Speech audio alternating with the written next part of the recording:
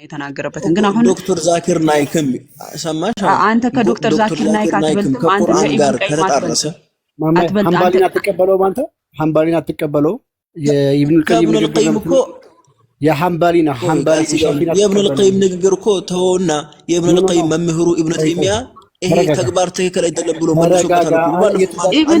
ኢብኑ ተይሚያ በራሱ መቼ ነው የመጣው? እሱ ራሱ አንተ እንዴት ተቀበልከው የሚለውን በራሱ ጥያቄ ምልክት ውስጥ ይገባል። አሁን ኢብኑ ቀይምን እንትን የሚልበት የሚያወግዝበት ምንም አይነት እንትን የለውም። ምክንያቱም እሱ ራሱ መቼ በስንተኛው ሴንቸሪ እንደመጣ ስለሚታወቅ በጣም በቅርብ ስለሆነ እሱ ኢብኑ ተይሚያ ራሱ ማለት ነው። አሁን እዚህ ጋር ቀጥል ይሄንን አመጣ እኮ የሱ መምህር ነው ኢብኑ ተይሚያ የሱ መምህር ነው። እሱ ራሱ አንድ ጊዜ ኢብኑ ተይሚያ ሼህ ኢብኑ ተይሚያ እሱ ራሱ ሌሎችን የማወገዝ ስልጣን የለውም። ምክንያቱም እሱ ራሱ በቅርብ ስለሆነ ሹመትን ያገኘው ማለት ነው። አሁን ይሄንን አምጥና አለው ቁርአን ከያዘ ከቁርአን ከሐዲስ ማስረጃ ካመጣ ይሄ እኮ የሐንባሊ ኢማም ሐንባሊ እኮ አስተምረውታል። ኢማም ሻፊ አስተምረውታል።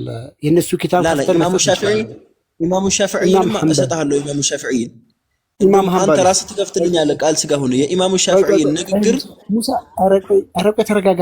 ኢማም ሐንባሊስ ለሳቸው ደግሞ ለኢብኑ ሐንበል ማለት ነው ሁለት ንግግር ነው ያላቸው።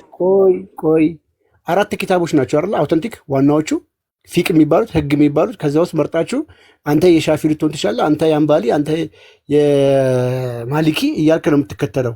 አልከተለውም ሌላ ነገር ከሁሉም የሚከተለው ቁርአኑን የተስማሙት ቁርአንና ሐዲስን የተስማሙትን ነው የሚከተለው። ቆይ ቁርአንና ሐዲሱ የመሐመድ ሰሃባዎች ወደ ጦር ሜዳ ሲሄዱ ማስተርቤሽን ያደርጉ ነበር። በሐዲስ አለ። ሐዲስ ይኸው እዚሁ ላይ ኢስናዱ ላይ ያስቀምጦታል። እንዴት ነው የማትቀበለው?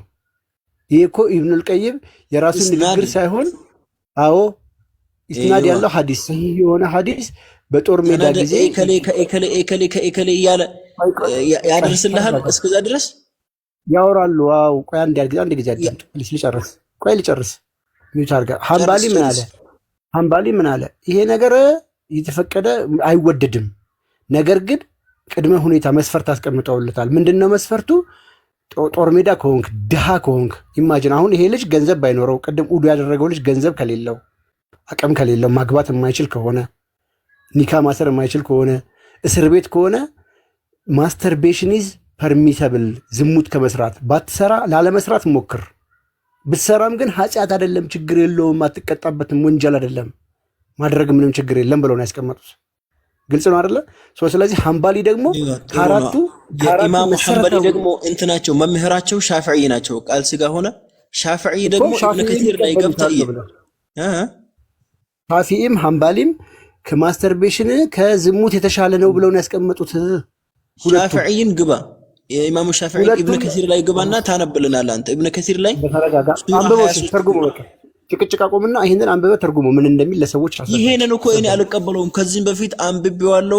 የኢብኑ ቀይም ንግግር ቁርአንን ይጋጫል። ቁርአን ከተጋጨ እኛ አንቀበለውም። ቁርአን ሐዲስን ከተጋጨ የነሱ ንግግር አንቀበለውም። እኔ ብቻ አይደለም አልቀበለውም ያለው። ይሄንን በማንቀበለው ነገር ሊጥ ብላችሁ ብታወሩ እኮ ፋይዳ የለውም።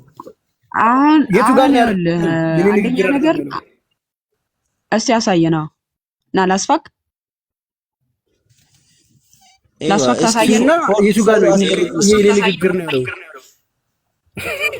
ሙሳ ኮን እዚህ ጋር ነው ያስደረጉ እና ጥሩ አድርጉት። እሺ እና እስካሁን ድረስ አንተ ደንበኛ ሆኜ እኮ ከእናንተ መጠየቅ ነው። እሺ ሙሳ አራብ ሸሪፍ ሻፊዒ እኮ ኢማም ሻፊዒ ታውቃቸዋለህ? ቃል ስጋ ነው። ለወደፊትም ግን እወቃቸው ኢማም ሻፊዒ። ኢማም ሻፊዒ ማለት ያ አሁን ተረጋጋና አሳየት እንዲብነት አሳየት እና ሞላ እንደ እንትን 1000 ሞላ ፎሎ አልሞላም ነበር እኮ ቪዲዮ ማሳየት ይችላል።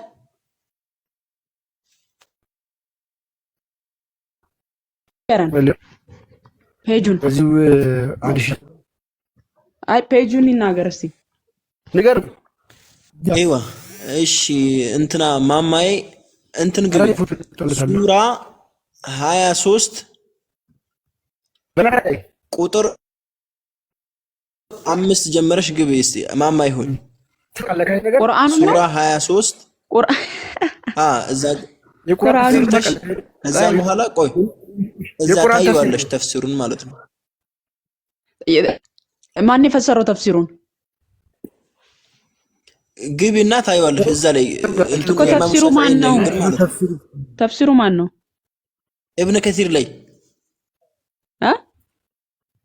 ኢብኑ ከሲር ላይ ታይዋለሽ።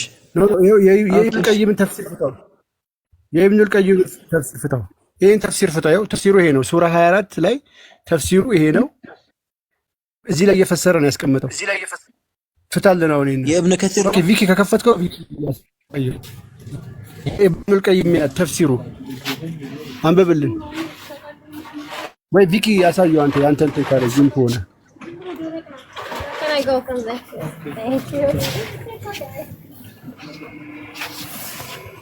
አንብበው ወይ ብዙ ጊዜ ወላሂ በባለፈው እኮ ከቡሩኬ ጋር በደንብ አድርገን የተስማማነበት ቡሩኬ ቁርአኑን ማስረጃ ሰጥቼው ይሄ ቁርአን የሚያሳየው ክልክል እንደሆነ ነው፣ ማስተርቤሽን ምናምን ክልክል እንደሆነው ብለህኝ ኢብኑ ከሲር እንደሚከለክል አውቃለሁ። ማን ነው ቡሩኬ ነው ማን ያለኝ ከእናንተ ከሁለታችሁ ማለት ነው? ባተማው ብሩክ መጥቷል።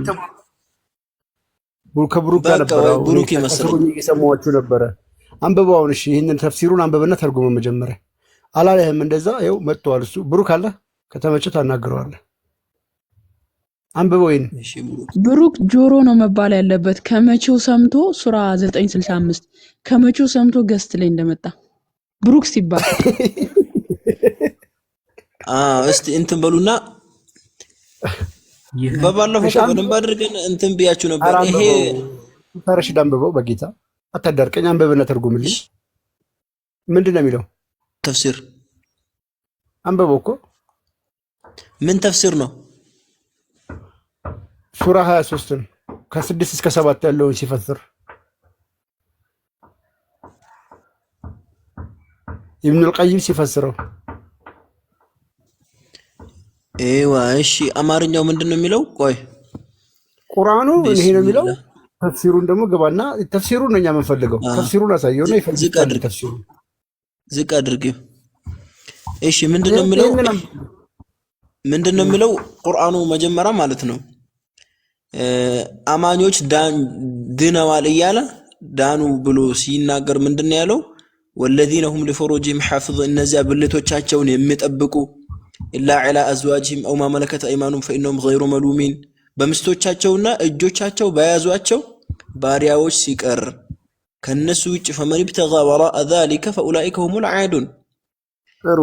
በሚስቶቻቸውና በባሪያዎቻቸው ከሆነ አይወቀሱም። ከዚህ ውጪ እንትን ካለ ደግሞ ምንድነው ወሰን ያለፈ ይባላል አለ። ምን ካደረገ ማስተርቤሽንም ይሁን ምንም ይሁን አቤት ሰሃባዎቹ ማስተርቤሽን ካደረጉ ታደርጋለህ ታደርግም? ሰሃባዎቹ ማስተርቤሽን እኛማ ማስተርቤሽን አላደርግም አልሐምዱሊላህ ምስት አለኝ።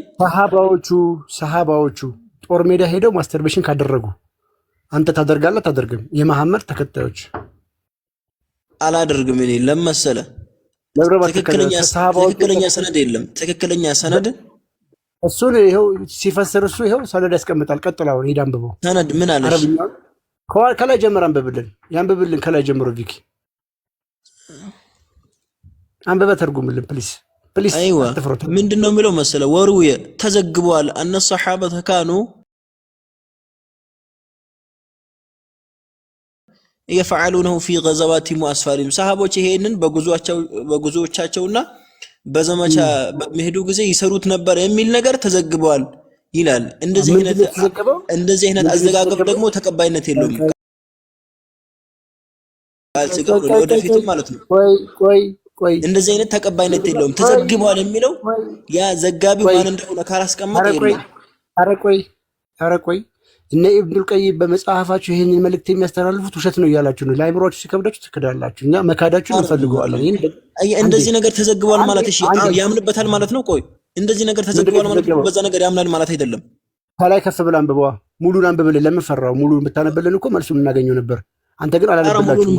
ችግር የለውም ሙሉን አነብልሃለሁ። ግን ክታቡ ላይ አንድ ሰው ክታቡ ላይ የሆነ ነገር ካሰፈረ በዛ ነገር ያምንበታል። እስኪ ሰዎች 700 ሰዎች አንተ አንብበላቸውና ህሊና አላቸው ይፍረዱ። እስኪ አንተ ካልፈራ ካልተሸማቀቅ በመሐመድ ፍራ። ሙሐመድ እኮ አይደለም ሲጀመር ይሄ በእንትና ወይ በኢማሙ ማን ነው አህመድ ምናምን በእነሱ ምናምን በል እንጂ ማለት ነው። እሳቸውማ የእሳቸው ከሆነ ከላይ ጀምሮ አንድ ነገር ላውራ ቃል ስጋ ሆነ የተፈቀደበት ቆይ አይ ወሬ ሳይሆን ካላነበብክ ታቸው እንዳለ ምን ይላል? ሰሃባዎች ያደርጉት ነበር ይልና ደግሞም ሰሃባዎች ይህንን ነገር እንዲህ ይላሉ ብለው ሰሃባዎች ያሉትን ኢብን ቀይም ያመጣዋል። አሁን ሰሃባዎች ከማን አይተውት ነው አይደለ? በትንሹ ወደ 100 የሚደርስ ከመሐመድ እንዳዩት አለ ለማስረጃ ይወልህ አብዱልይ ነብዩ መሐመድ ቁርአን በነበረበት ጊዜ እንኳን መገለጥ ይወርድ በነበረበት ጊዜ መሐመድ ፈቅዶላቸው ምን ያደርጉ ነበር? ምናልባት አረበኛ የምታውቁ ከሆነ አዝል ያደርጉ ነበር። አዝል ማለት ዘርን ማዝለል ማለት ነው። ቀጥታ ባንፈታውም ዘርን ማዝለል ማለት ነው። ማን ፈቅዶላቸው? ነብዩ መሐመድ ቁርአን በሚወርድለት ጊዜ ሳይቀር አዝል ያደርጉ ማለትም ዘራቸውን አዝል ማለት ምንድነው? አዝል ዘርን ማዝለል አይ ቀጥታ ፍቹ አይደለም። ፍታልን። አዝል ማለት ምን ማለት ነው? አዝል ማለት ምንድነው ትርጉሙ? አንድ ሰው ምስት ኖሮት ማፍሰስ አይደለም። አንድ ሰው ምስት ኖሮት ይኸው ዝም ብሎ ላጤ አይደለም። የላጤ እንደማይቻል እሰጣለሁ የላጤ ምናምን ማለት ነው። እሱ ማስተርቤሽን ምንም ይሁን ሊጥም ምንም ይሄ አይቻልም ነው። የተወሰኑ ሰዎች ስላሉት ነብዩ ብለው ታጥሉ አትችሉም። አብዱል አዝል ማለት ምንድነው መሰለ? ምስት ያለው ሰው የዘር ፈሳሹ ውጭ አድርጎ ማፍሰስ ማለት ነው። ተገናኝቷት ያፈሳል አይደለ? አይዋ በቃ ምስት ያለው ሰው መሆኑን ያሳያል። በቃ ቆይ አሁን ማስተርቤሽን የማይፈቀድበት ምክንያት እኮ አብዱልዬ ለምን መሰለ? ዋናው ዘሩ ነው። እሺ ዋናው ዘሩ ታስቦ ስለሆነ የት ነው የሚያፈሰው? የት ነው የሚያፈሰው?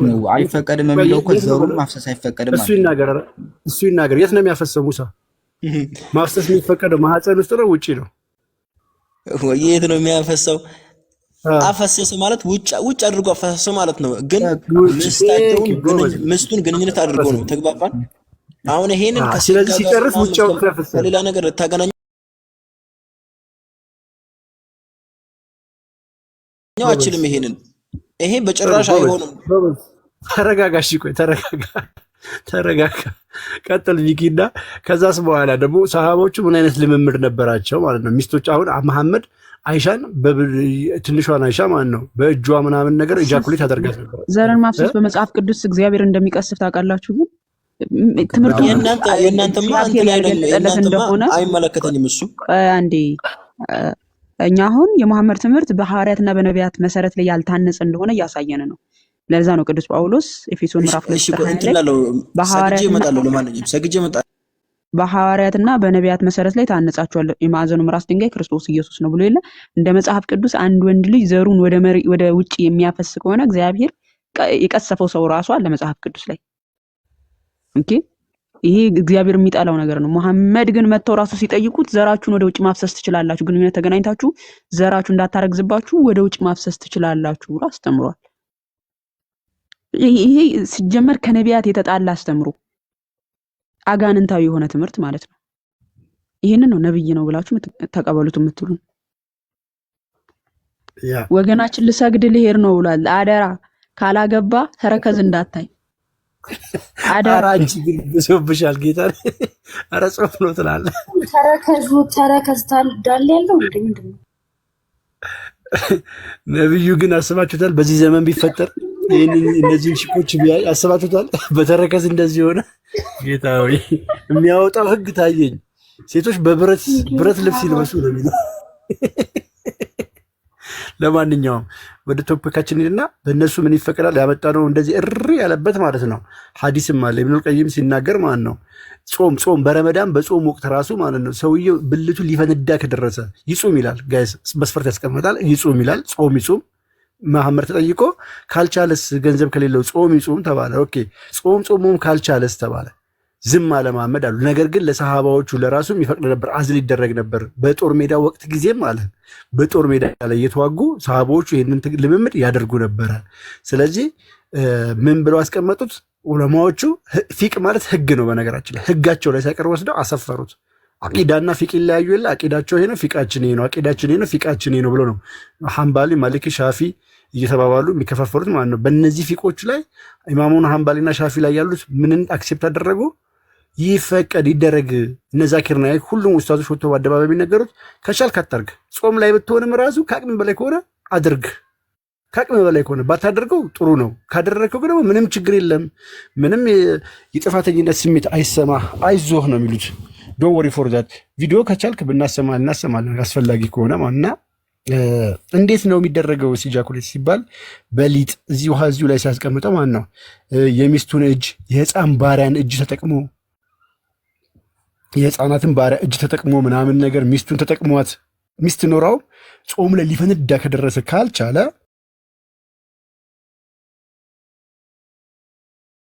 እዚህ ነው የሚያስቀምጡት እና ትንሽ ከባድ ነው ብቻ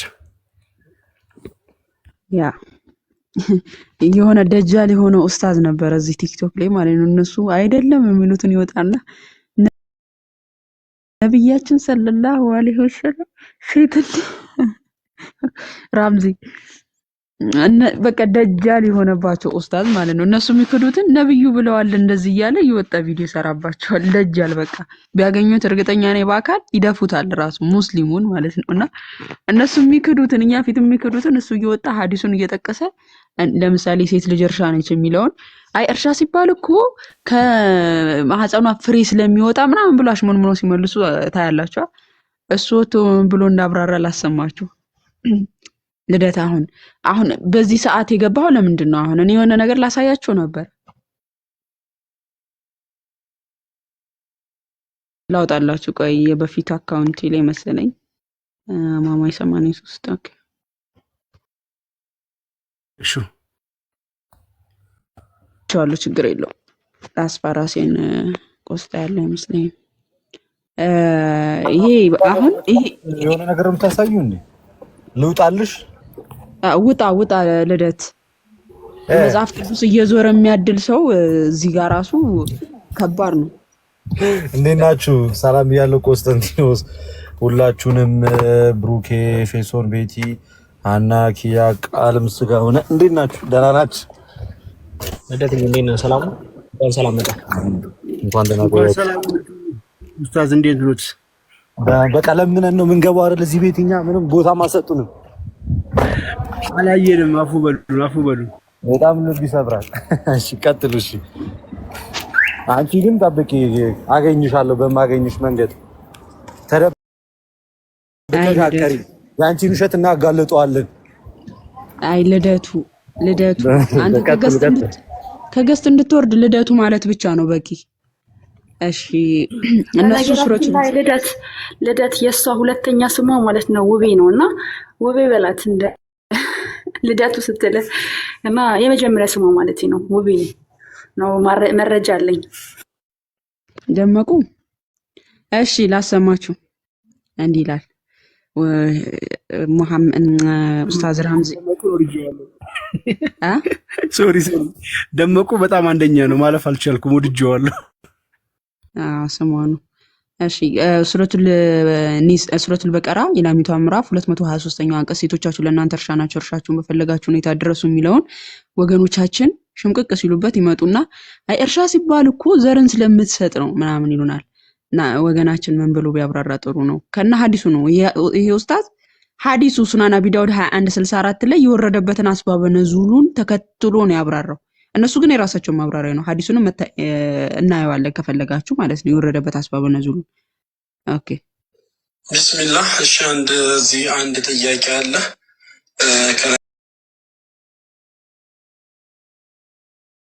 እንደምታነቡት ማለት ነው። በመጀመሪያ ደረጃ እስልምና ስለ ሁሉም ጥያቄዎች መልስ አለው።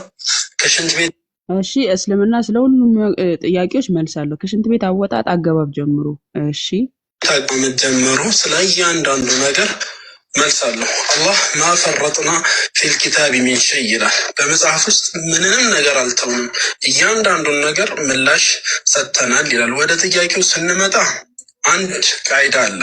በባልና ሚስት መካከል ክልክል የሆነ ግንኙነት 3 አይነት ግንኙነት ብቻ ነው የተከለከለው። አንደኛ በወር አበባዋ ጊዜ ሚስትን በወር አበባዋ ጊዜ መገናኘት ሐራም ነው። ሁለተኛ የወሊድ ደም ወልዳ ሳለች የወሊድ ደም ላይ ሆና የወር አበባ ጊዜ መገናኘት ሐራም ነው ያለው መሐመድ ግን ይህን ነገር ሲተገብረው ነበር። ባይዘው ሐዲስ ማውጣት እንችላለን። በሐዲስ ላይ መሐመድ ሌሎች ነገሮችን ሲያደርግ ነበር። ሚስቱ ማንስትሬሽን ላይ ሆና ማለት ነው።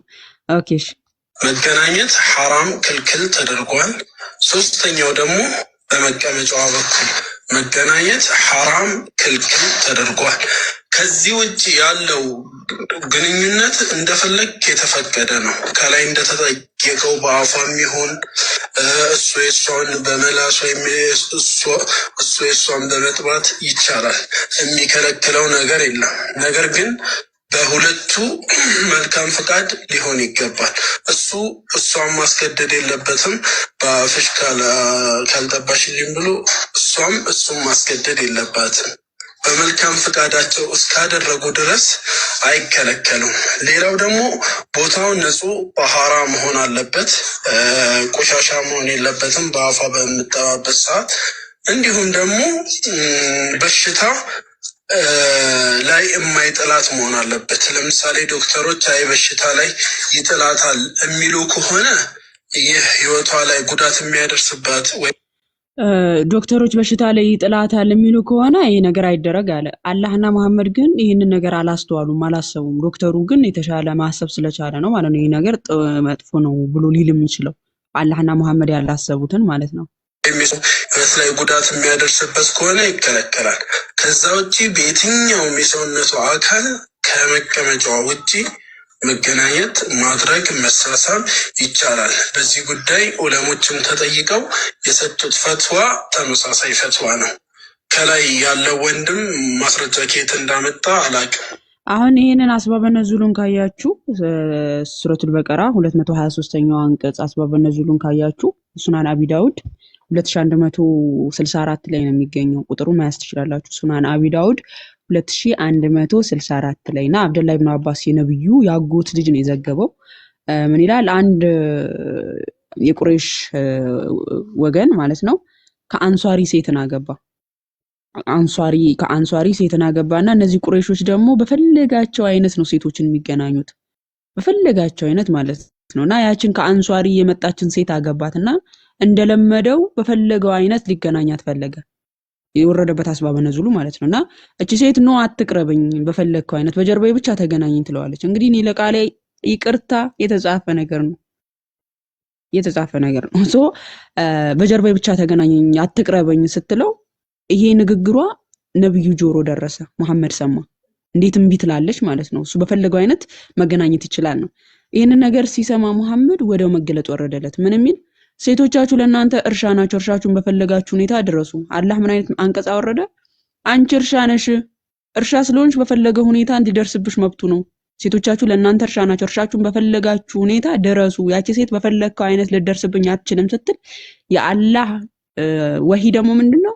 አንቺ እርሻ ነሽ፣ በፈለገ ሁኔታ ሊደርስብሽ የተፈቀደ ነው የሚል አንቀጽ ወረደ ማለት ነው። ይሄ ነው ሱናን አቢ ዳውድ 2164 አስባበ ነዙሉ ይሄ ነው። ዘርን ስለምትሰጥ ምናምን ይሄ ተረት የሆነ ማብራሪያቸው ነው። ያው እንዲህ ነው በቃ በፈለገ ሁኔታ ሊደሰትባት መጫወቻ እንዳላት ሱራ ነው የሚጠራት። መጫወቻ ሚስትና ልጅ ልንይዝ ባሻ ኖሮ ከእኛ ዘንድ በያዝ ነው ነበር አይደል የሚለው። መጫወቻ ብሎ ነው የሚገልጻት። መጫወቻ ናት ነው። ሴት ልጅ መጫወቻ ስለሆነች መደሰቻው ስለሆነች እንደፈለገው ማለት ነው። ስለዚህ ሙስሊም ወገኖቻችን ይሄ አንቀጽ የወረደበት አስባበ ነዙሉ ይሄ ሆኖ ሳለ ከየት አምጥታችሁ ነው ማብራሪያ የምታመጡት? ከየት አምጥተ? ሌላ ሐዲስ ላይም አለ። ለምንድነው ከኋላ ከፊት በሚሉ አይነት ነገሮች ሰዎች የሚገናኙ ተብሎ ሲጠየቅ መሐመድ አንድ አይሁዳዊ ሰው ልጅ ሲወልድ ሸውራራ አይነ ሸውራራም ሆኖ ተወለደበትና አይ ይሄ የተፈቀደው በፈለገው አይነት ፖዚሽን የተፈቀደው አይኑ ሸውራራ እንዳይሆን ነው የሚል አይነት ሐዲሶችም አሉ። አሁን ይሄ በብልሃት የተፈጠረ ቅዱስ ጴጥሮስ እንዳለው አንደኛ ጴጥሮስ ምዕራፍ 1 ቁጥር 16 ላይ በብልሃት የተፈጠረን ተረት ሳንከተል የጌታችን ኢየሱስ ክርስቶስን መምጣትን ኃይልና መምጣት አሳወቅናችሁ እንዳለው በብልሃት የተፈጠረ የአሮጊቶች ተረት ኦኬ። አሁን ሙስሊም ወገኖቻችን በዚህ ማይንድ የተያዛችሁ ሰዎች እናንተ ስለመለኮት አውቃችሁ እንዴት ነው እናንተ ስለመለኮት ልናወራችሁ ራሱ የምንችለው? እኔ ከሙስሊም ጋር ስለ አምላክ ራሱ እንዴት ነው ላወራቸው የምችለው? በዚህ አይነት አስተሳሰባቸው ማለት ነው። ምንም እኮ እንትን በፈጣሪ ስም ቀጥል። ዴቫ ሊያሳይ አይ ወሲብ አምልኮ ነው ረሳሽው?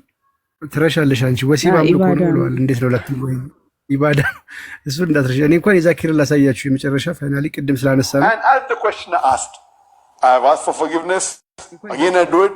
I repent. Again I do it. So let me tell you that if you come under this category where you have sexual desire, it keeps on differing from different people. Some people high sexual desire, some people are medium, some people have less. So if you fall in the category of people who have high sexual desire, and if you're not married, and if you have to masturbate, though it is makruh, I would say discouraged, but don't have the guilt feeling, don't do it excessively, don't do it along with pornography. And now to the extent that if Zakir Naik, because of sorry, ምናለና ጥያቄ ተጠይቆ ነበረ። ስለዚህ ስለ ማስተርቤሽን ምናምን ነገር እሰራዋለሁ፣ እንደገና እመለሳለሁ፣ እተዋለሁ፣ ንስሐ ገባለሁ፣ አሁንም አደርገዋለሁ እና ምን ላደርግ ምናምን ነገር ተብሎ ነበረ። ሲጠየቅ ጊዜ ምንም ችግር የለም አድርገው፣ ግን በጣም አብዝተህ አታድርገው፣ ፖርኖግራፊ ቪዲዮ እያየህ አታድርገው፣ መክሮብ ነው በጣም አድርገው ብለን የሚመከር ባይሆንም ካልቻልክ አድርገው አይነት ነገር ነው እየነገረን ያለው ማለት ነው። ምክንያቱም ግን ስታደርገው ምን አለ አታብዛ፣ አንድ ሁለት ደግሞ ፖርኖግራፊ አትይ አለ። ይቀጥላል ከዛ because of this you're going to do fornication or zina or adultery, it is better, then according to me masturbation becomes mustahab. And as is mentioned by Imam Ibn Hanbal and Ibn Abbas, may Allah be pleased with him, that masturbation is better than fornication. So normally according to me, I would like to repeat, I'm not giving the blanket permission all of you should. እንደኔ በእንደዚህ አይነት ኮንዲሽን ውስጥ ሆነ አእምሮ ካልቻልክና ማድረግ በጣም ትካረክ አድርገው፣ ምንም ችግር የለም። እንደኔ ከዚና እንደሚፈቀድ እቀበላለሁ። እንደኔ ብቻ ሳይሆን እንደነ ኢማም ሐንባሊ እንደነሱም ትልልቅ ኢማሞች ኪታብ ጠርሶ ቀደም ያልናቸው ማለት እንደነሱም ይፈቀዳል አለ። ለምን ዝሙት ከመስራት ብሎ ያስቀምጠውና ይቀጥላል። Permission all of you should do. According to me, masturbation comes in the makruh category. Best is to avoid it. If you have the urges and if you're not married, better that you fast. If the urges are yet there, then masturbation is permitted. There is no sin, there is no punishment, you don't have to feel guilty. And if you have the urge and if you think you'll do fornication, then better do masturbation and avoid fornication and marry as soon as possible. ምን አለ ምንም አይነት የጸጸተኝነት ስሜት እንዳይሰማችሁ ዝሙት ከመስራት የተሻለ ነው። አታደርጉት፣ ጾሙ ምናምን ላለማድረግ ሞክሩ። ጾሙ በጾም ሙላችሁ ካልቻላችሁ ከአቅማችሁ በላይ ከሆነ አድርጉት፣ ምንም ችግር የለም። የተፈቀደ ነው፣ ቅጣት የለውም፣ ኃጢአት አይደለም፣ አትቀጡበትም። ስለዚህ የተመከረ ነው። በእኛ ብቻ ሳይሆን በሐንባሊም በኢማም ሐንባሊም የተቀመጠ ነው። ቅድም ደግሞ ኢብኑል ቀይም ሱራ 23 ከ6 እስከ 7 ያለውን ሲፈስረው ምን ብሎ አስቀመጠው? ከ6 እስከ 7 ያለው በእጆቻችሁ ያሉትና ከባሮቻችሁ ምንድነው ኃጢአት ናቸው፣ ዝሙት ናቸው ከዛ ውጪ ለሚያደርግ ለሚለው ሲጠየቅ መሐመድ ባሪያም የሌለው ሚስትም የሌለው ምን ያደርግ ሲባል ይጹም አላሉ። ግን ማለት ነው ጦር ሜዳ ሄደው ሰሃባዎቹ ምን ያደርጉ ነበረ? እንደዚህ ሲያደርጉ ማስተር ቤት ያደርጉ ነበር። ውጪ ላይ ቅድም እንዳየነው ኢጃኩሌት እንዲያደርጉ ይፈቅድ ነበር። ሰው ከአቅሙ በላይ ሚስት ኖሮት ራሱ ከአቅሙ በላይ ሊፈነዳ ከደረሰና በጾም ሰዓት በረመዳን ጊዜ ከደረሰ መሐመድ ራሱ የፈቀደው ምንድነው? በሚስቱ በባሪያው በህፃን ባሪያው ኢጃኩሌት ያድርግ ይርጭ የሚል። ምክንያቱ ደግሞ ሁሉም ሰው ዝቅተኛ ስሜት፣ ከፍተኛ ስሜት፣ መካከለኛ ስሜት ያለው አለ። ስለዚህ ከዛ ውስጥ ሊሆን ስለሚችል ጾም ራሱ ማፍረስ ይችላል። በዚህ ኬዝ ላይ ምንድነው መስፈርት አለው። ሚስት ከሌለ እንደዚህ ከሌለ ማስተርቤሽን ሊጡን መለጥለጥ እንትን ነው ምንድነው የሚባል ሀባቡን ቦርቡሮ ማድረግ አሻንጉሊቷን እቺ ጣዖቶችን ብሎ ያስቀምጠው አክቹሊ ሐዲሱ ላይ እሱን ወሲብ ማድረግ እነዚህ የተፈቀዱ ናቸው። ሴቶች ደግሞ አክራባጅ የሚባል ማቴሪያል አለ ላይክ የወንድ ልጅ ፒነስ በሚመስል ቅርጽ የተሰራ እሱ ልናነበው እንችላለን። በሱ መጠቀም ሴቷ ትችላለች። ኩከምበርግ እና ስሞል ስኳሽ የምትባል which is like ትንሽዬ ዱባ የምትመስል ትንሽዬ አለች። አይ ቲንክ ብዙ ጊዜ በፒክቸር አሳይተናል። እነሱ ሴቷም ተጠቅማ ማድረግ ትችላለች ብለስ ከሆነ ሴቷ ባል ከሌላትና ስሜቷ ሃይቴንስ ላይ ከሆነ ያለው በጣም ከፍተኛ ከሆነች ብለው ከዚህም በላይ በጣም በዘግናኝ ቋንቋ በጣም ይቅርታ አድርጉልኝ። እኔ እንደውም አልተናገርኩትም። ዘርዝረው ነው የሚያስቀምጡት። ዘርዝረው በትለው ትላለህ። ኧረ ዴቫ አልቻልንም እኮ ለመልስልህ ቆስጣ አይ አራት ከእንስሳ ጋር ብሎ አንዴ ፎይ ሲያነሳ ፎይ የሰራው ቪዲዮ ላይ እንስሳ የተባሉት እንስሳ ከእንስሳ ጋር ግንኙነት ይፈቅዳል እስልምና ብሎ ፎይ ይሰራል። አንዱ ጀለስ ቪዲዮ ላይ ከአራት እግር ካላቸው ጋር ሲባል እንግዲህ አራት እግር ያለው እንስሳ ነው አይደል? ወይ በግ ነው ወይ ፍየል ነው ወይ ምናምን። ከዛ አንዱ ጀለስ ምን ብሎ ቢሰራጥ አራት እግር አላቸው የተባሉ ሴቶች ናቸው እጃቸውና እግራቸው። ምን እንደሆነ ታውቂያለሽ ማማ? ይሄ እኮ የሆነ ኧረ እንደውም እኔ እሱን ራሱ አውጥቼ አሳያችኋለሁ። አራት እግር የተባለው እውነት ነው። ሕፃን ልጅ ነች በዳዴ ስለምትሄድ ከሕፃን ልጅ ጋር መገናኘት እንደሚፈቅድ ነው የሚያሳየው ይሄ ክፍል። ለምን እንደሆነ ታውቃላችሁ? በዳዴ የምትሄድ ልጅ በአራት እግሯ ትሄዳለች ተብላ ነው የምታሰበው።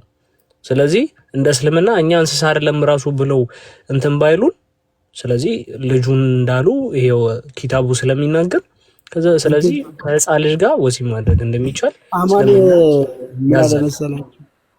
ኧረ አማንን ካወቃችሁት መጣና እኔ ቤት የክርስቲያኖች ወቀሳ ነው ሊጥ የሚባለው ፈጽሞ ውሸት ነው ምናምን ብለዋል ብሎኝ እነ ሪፍቲም ነገረውኝ ቤት ከፍቼ ጥሩት ምናምን ነገር አልኩኝና ኤቪደንሶችን ስናሳይ አያ አነበበ ከስሮ ነው እንደውም አልገባም። በሌላ አካውንት መጥቶ ሄዶ አያ አነበበ ምናምንና ገባ ድጋሚ ሄዶ ፈትዋዎቹ ምኖች ላይ መጣ እና ላከልኝ ገዝታ አስገባሁት።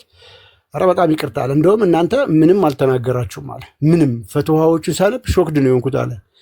ኡስታዞቹ እዛ ፈትዋው ላይ እንዴት አድርገው በታትነው ዘርዘረው እንደሚያስቀምጡት ምንም ይሄን ለማካበድ አይደለም። እስላም ዌብ ላይ ገብታችሁ ብታዩት መፈጠራችሁን ትጠላላችሁ። እኛ እዚህ ጋር የማናወራው በጨዋ ቋንቋ እንደውም አሁን በጣም አስቀያሚ አይደለ? ዊኖ ዛት በጣም ከዚህ በባሰ ሁኔታ እጅግ ለመስማት በሚዘገንን አኳኋን በሚያስጠሉ ቃላቶች በስነ ስርዓት ቃል በቃል ተጽፈው ታገኟቸዋላችሁ። እና አይቶት መጥቶ ላይቭ ላይ ነው ሜይ ቢ እዛ ሰዓት የነበራችሁ ሰዎች ታውቃላችሁ። ገብቶ አሁ በደንብ አለ በደንብ በጣም ከሚገባው በላይ ነው ያለው። እናንተ እንደውም በጨዋን ያወራችሁ ካላወራችሁትም ብሎ ነው ሄደው እና ሜይ ቢ አሁን ሳወራው ለሰሙ ሰዎች ከራሴ ወይ ደግሞ በጣም በትንሹ ለመናገር ሞክሬ ነው፣ ግን መቅረብ ፕሬዘንት መደረግ ስላለበት ማወቅ ስላለበት ሰው ከሚል ነው። እኛ እያሳመርነው ነው እኛ አሳምረነው ነው እንጂ ትንሽ እንደው እኛ ክርስቲያኖች ስለሆነ ለአፋችን እየተጠነቀቀን ነው እንጂ እውነት እንደው እንትን ብንል በጣም ነው የሚያስደንቅጣችሁ። ቀጥ ማማ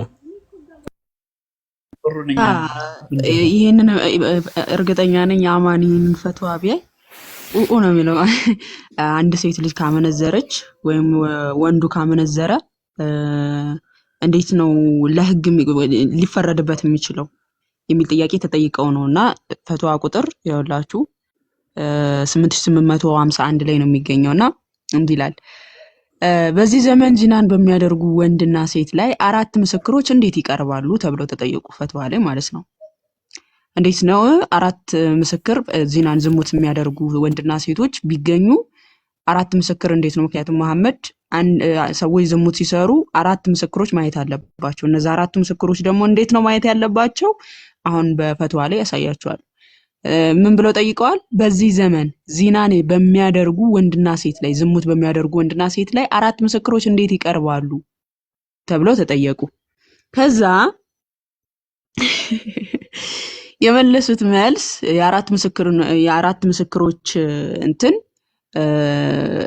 እንዴት ነው ተቀባይነት ያለው የሚለውን የዚና ምስክሮች በተመለከተ ምስክርነታቸው ተቀባይነት ያለው 4 ሰዎች መሆን አለባቸው አሉ። እና ዚናውን በግልጽ ያዩ መሆናቸውን ማለትም አንብቡት። ያው 4 ምስክሮች እንዴት ነው ሊቀርቡ የሚችሉት? ጠያቂዎቹ ምን ብለው ጠይቀዋል? በዚህ ዘመን ዚናን የሚፈጽሙ ሰዎች እንዴት ነው 4 ምስክርነት ተቀባይነት የሚኖረው ብለው ሲጠይቁ ምን ብለው መለሱ? ፈትዋ የሚሰጡት የዚና ምስክሮች በተመለከተ እንዴት ነው ተቀባይነት ያላቸው አሉ። ምስክርነታቸው ተቀባይ ያለው 4 ሰዎች መሆን አለባቸው አለ። እና ዚናውን በግልጽ ያዩ መሆናቸው ማለትም ያው ማንበብ ትችላላችሁ። ግልጽ በሆነ መንገድ ማለት ነው።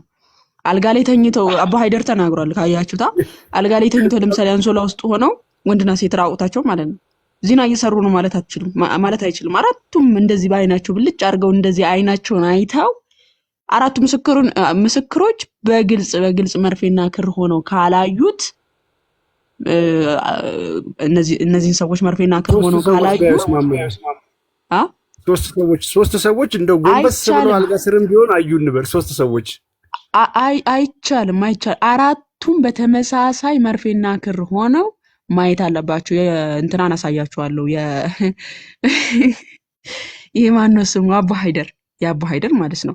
አሁን ለምሳሌ ሁለቱ ወንዶች አዩ፣ ግልጽ ማለት ነው። ሁለቱ ደግሞ እንዲሁ አንሶላ ውስጥ ሆነው አዩ። ምስክርነታቸው ተቀባይነት የለው። ጭራሹን እነሱ 80 ይገረፋሉ። በሐሰት መስክራቸዋል ተብለው 80 ይገረፋሉ። በሱራ 23 ቁጥር 6 ቁጥር 4 ነው መሰረት ማለት ነው።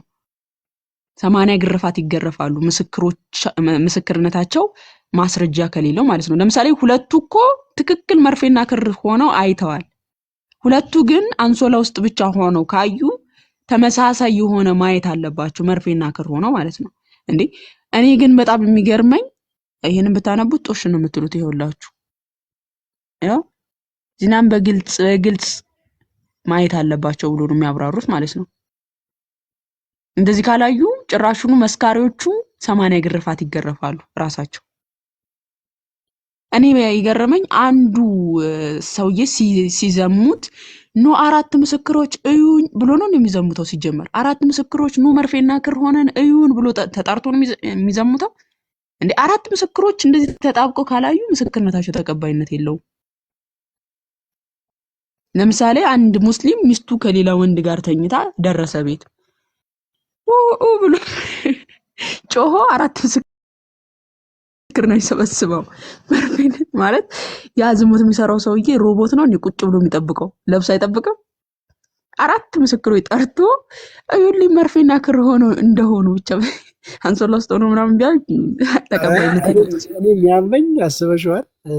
እዚህ ውስጥ ያላችሁ ወይ ባለቤታችሁ ወይ ደግሞ ባለሴቷ ወይ ወንዱ እንደው በገዛ አልጋችሁ ላይ አድርገውና ሲዘሙቱ ከ3 ጓደኞቻችሁ ጋር እንደተባለው አይነት እይታ አይታችሁ ዝሙት ተሰርቷል ብላችሁ ሄዳችሁ ብትከሱ ወይ ደግሞ ለቃዲው ለሼኮ ሄዳችሁ ብትነግሩት 3 ናቸው ያዩት ዝሙት አልተሰራም አርፈህ ቁጭ በል ሳይሆን የሚላችሁ ውሸታም ብሎ ጨራስ እናንተን ገርፎ ቀጥቅጦ ሲያባራችሁ አስቡት። እኔ ከዛ ይመጡና በጣም ነገሩን ክፉ የሚያደርገው እኮ ህጋቸው እኮ እነሱን ሰው ላመነው ነገር ባሪያ ነው። በርግጥ ግን ድጋሚ ደግሞ ይመጡና እስልምና ሸሪዓ እኮ ቢሆን ኖሮ በቃ ሄቨን እኮ በቃ ነፃ ትወጣ ነበር። ይሄ ሁሉ ዘመናዊ መሳሪያ እንኳን ተደርጎ ወንጀል በረቀቀበት ዘመን ወንጀለኛውን ለመያዝ ይህ መንገድ ለመያዝ ይህ ሁሉ ትግል እየተደረገ ሸሪዓ ቢሆን ኖሮ እናትየውን ገርፎ ነበር የሚያባራት። 3 ሰዎች እንኳን አይተው ቢሆን የገዛ ሚስት እንደዚህ ዝሙት ሰርታችብኝ የደብረ ብክስ 3 ጓደኞች እንደተባለው እንኳን አይተው 4 ቪዲዮ አይቀበልም። በነገራችን ላይ በቪዲዮ ራሱ አይቀበልም። እና ካሜራ አይቻልም። ባይዘው ካሜራ እንዴት እንደሆነ ካሜራ እንኳን ለማስረጃ መቅረብ አይችልም። ታውቃላችሁ? ካሜራ ቤታችሁ ውስጥ ለጥፋችሁ እስቲ ሚስቴ ምን እያደረገች ነው ብሎ ከሌላ ወንድ ጋር ዚና እያደረገች በካሜራ ቢያያትና ፍርድ ቤት ሄዱ ካሜራውን ቢያሳይ ተቀባይነት የለውም። ግልጽ በአይን ነው ማየት ያለባቸው 4 ምስክሮች ነው የሚለው።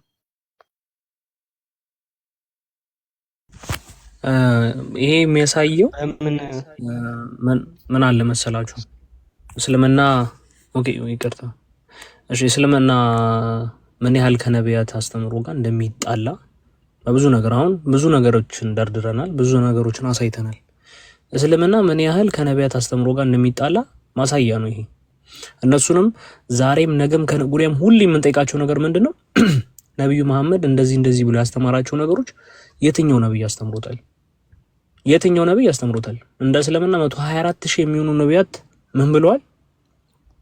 ተነስተዋል። ከ124,000 የትኛው አንዱ ነብይ ነው ልክ እንደ መሐመድ እንደዚህ 72 ድንግል ብሎ ያስተማረው? ደነጋገል በእንትን ያለው በጀነት ያለው፣ ጡታጉችማ ሴት በጀነት ያለው፣ አዝል እንዲፈጽም ያለው፣ እንዲህ ሚስትህን እንደዚህ አርገህ ያለው፣ በዛ በየኮርነሩ የሚቆሙ ምኖች ያለው እኔ ስማቸውንም አልጠራም። እነዛ ሴቶች አማኞች የሚደሰቱባቸው እኔ ምንም ታውቁታላችሁ። አትላስ ጋር ጥፍ ካላችሁ ወደ ቀኝ ጀነት ነው ብዬ ነው የማስበው። ምክንያቱም እያንዳንዱ የተጻፉት ነገር 1.6 ኪሎ ሜትር ዳሌ ያላት ሴት ይላል። እንግዲህ ምንድነው እኔ የትኛው ነብይ ነው እንደዚህ ያስተማረው? ስለ እውነቱ እንትን ስንል ሙስሊሞች እኛ ስንጠይቃችሁ ጭንቅላታችሁን አሰሩት። እስልምና የነቢያት ሃይማኖት ተብሎ እንትን ሲባል ምንድነው እስቲ የቱ ነው እስቲ የነቢያት ሃይማኖት? ነቢያት ያላስተማሩት ነገር ሆኖ ሳለ እንዴት ነው የነቢያት እምነት? እስቲ ጠይቁት ራሳችሁን። ለምንድን ነው ሽፍን የምታደርጉት በሁሉም ነገር? መሐመድን ውደዱት፣ በፍቅር ተሸፍናችኋል። ዓለማዊ ነገር እኮ ነው። አንድ ሰው ሲያፈቅር ልቡንም አይምሮውንም ለሰው መስጠት የለበትም። አይምሮውን ከራሱ ጋር ማድረግ አለበት። ልብህን ስጥ ሙሉ ለሙሉ፣ አይምሮውን ግን ከራስ ጋር ማድረግ አለበት። ለሴትም ልጅ ቢሆን ማለት ነው። ካልሆነ ተጃጅለ እሷም ታስጠላታለህ። ሴትም ብትሆኝ ልክ እንደዛው። እናንተ ልባችሁንም አይምሮአችሁንም ለማን ነው የሰጣችሁት? ለመሐመድ ነው የሰጣችሁት። ለምን ወደዳችሁት አንልም፣ ግን መሐመድን በአይምሮአችሁ መዝኑት። የሚወደደው ስብዕናው ምንድን ነው? ጠይቁት ራሳችሁን። እሺ ከእንደዚህ አይነት ባህሪ እንዲህ የታል? ምን እስቲ የታል? ከእውነት ነጥሎ አውጥቷችሁ ጨለማ እየከተታችሁ ያለ ሰው ነው። ይሄንን እኔ ዛሬም ነገም ከነጎዲያም ነው እየተናገርኩ ያለሁት። እባካችሁ ሙስሊሞች ጭንቅላታችሁን አሰሩ። ምንለውን ነገር እንትን በሉ። ክርስቶስ አምላክ አይደለም ብላችሁ መታችሁ እኛን ይሄው አናግሩን። እስቲ ጠይቁ ፊት ለፊት። እነሱን ደብቃችሁ አይደለም ያንን ወሬ ማውራት ያለባችሁ። መታችሁ እኛን ጠይቁ። አትሸውዷቸው። እናንተም አትሸውዱ። አይምሯችሁን ከራሳችሁ ጋር አድርጉ። ቀጥሉ ቦስ። እንግዳለን ሌሎች ወንድሞችም አሉ የገቡ። ብሩኬ ልደት ቃል ልደትዬ እንደነግን ምን ትላለህ እዚህ ላይ?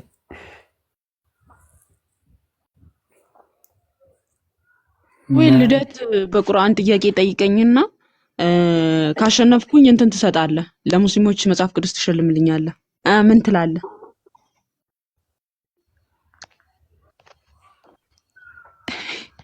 ጠፋ።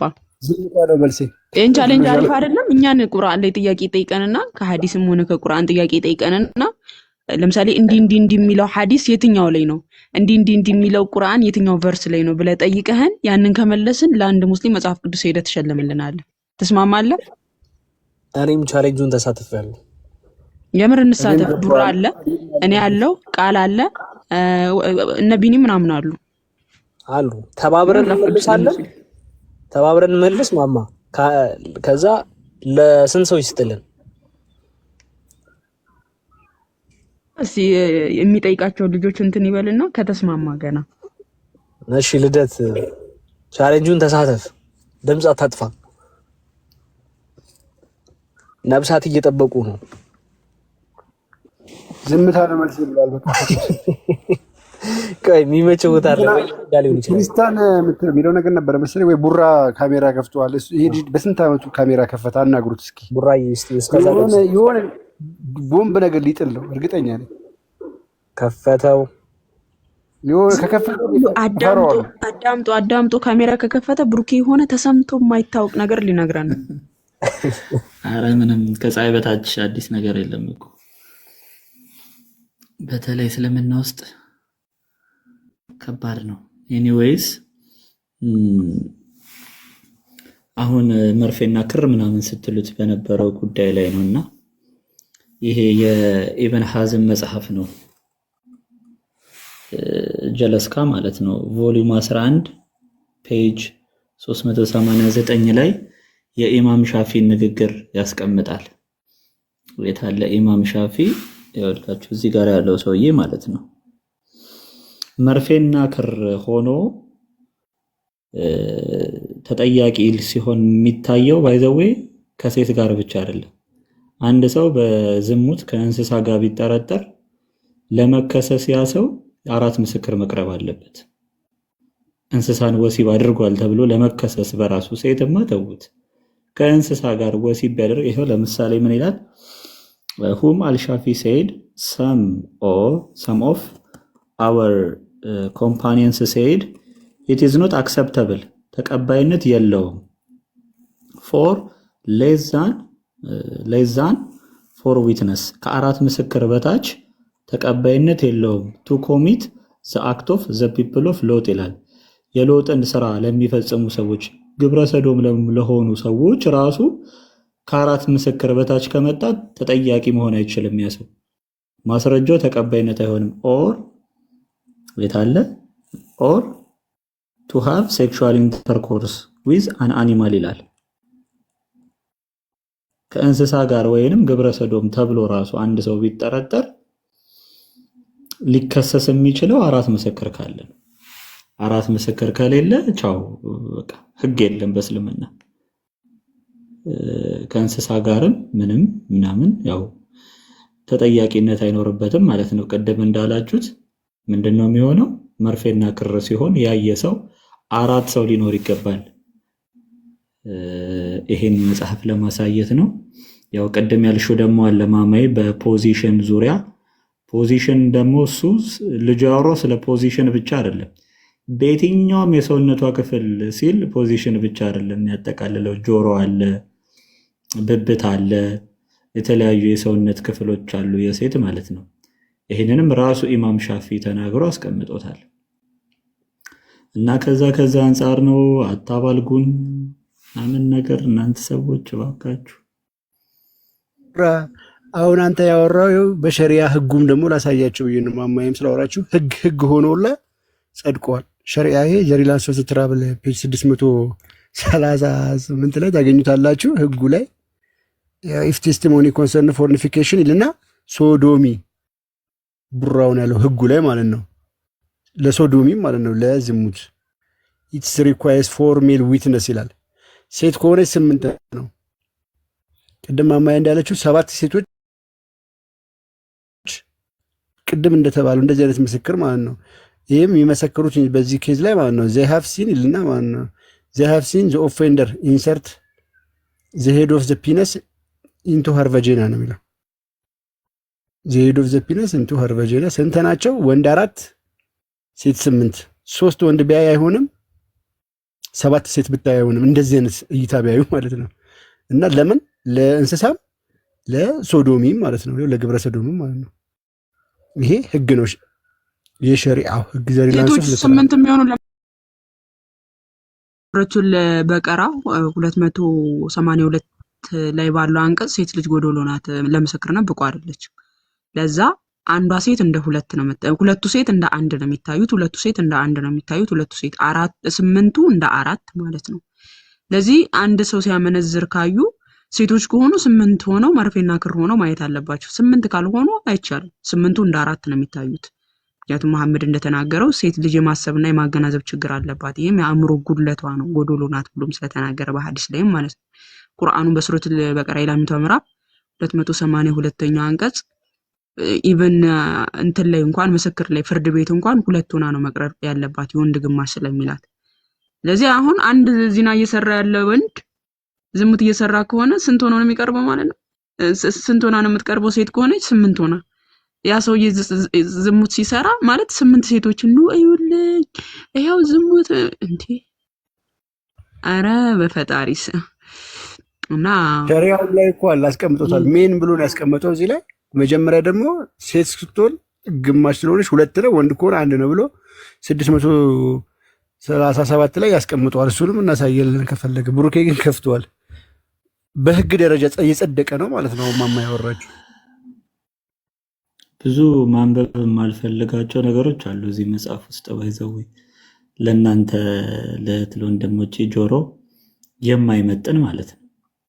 የሃይማኖት አባቶች ተብለው ቁጭ ብለው እንደዚህ አይነት ነገር ሲጽፉ ስታስቡ ምንድን ነው ትላላችሁ? ማለት እንደዚህ አይነት ነገር እንደው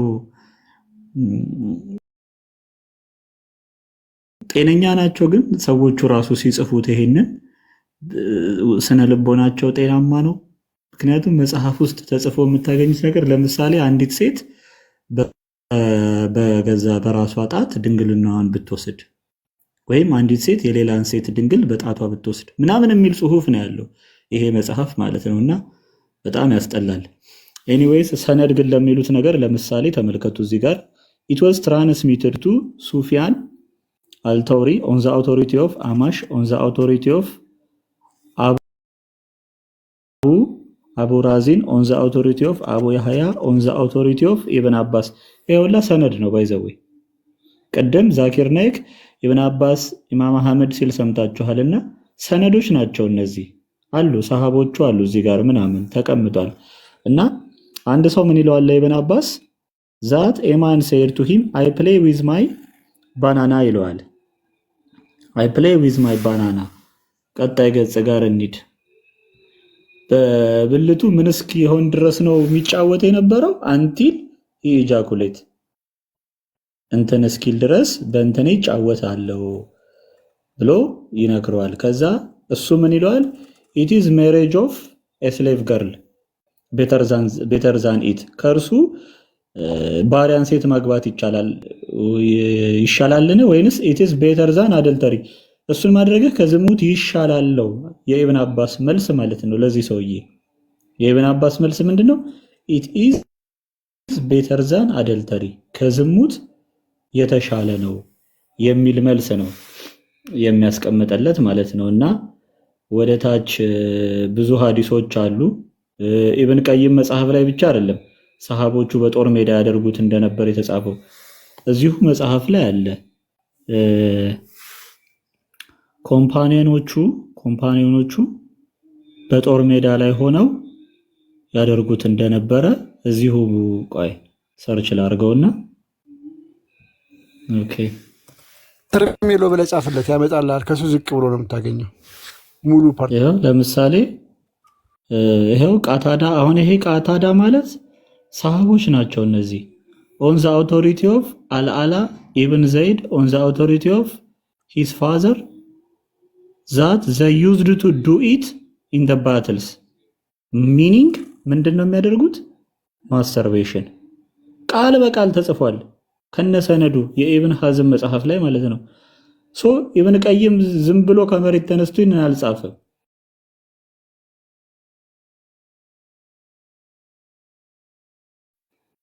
እንዲያውም አሻሻለላቸው። በቃ ዝም ብሎ በእጁ ከምንትን ከሚል በሊጥ ምናምን የሚል ሐሳቡን ላይ ጨመረው ኢብን ቀይም ነው። ስለዚህ ከየትም የመጣ አይደለም። የእስልምና መጽሐፍ ውስጥ ያለ የተግማማ ትምህርት ነው ይሄ አስተምሮ ማለት ነው። እንግዲህ ይህንን ነው ደብቀው የሚያኖሩት። ምንድነው የሚያደርጉት? ኤማን ፕሌይ ዊዝ ሂዝ ባናና ራቢንግ አንቲል ሂ። በቃ እንደዚህ አይነት ጽሁፍ ነው ያለው። ዝቅ ስትሉ ቅድም ያልኳችሁ ሐሳብ አለ። አንዲ ሴት የሌላን ሴት ምናምን ዲፍላወር ኸርሰልፍ ይላል። ለምሳሌ ተመልከቱ። ዶሪ ኦፍ የታለ ይኸውላችሁ። ኦን ዘ አውቶሪቲ ኦፍ አልዙሁሪ ኢፍ ኤ ውመን ዲፍላወርድ ኸርሰልፍ ዊዝ ኸር ፊንገር ይላል። ሺ ሹድ ፕሬይ ኸር ዶሪ። ለራሷ ዶሪ ትክፈል ይላል ማለት ነው። ዝቅ ስትሉ ደግሞ ህግ ስለሌለው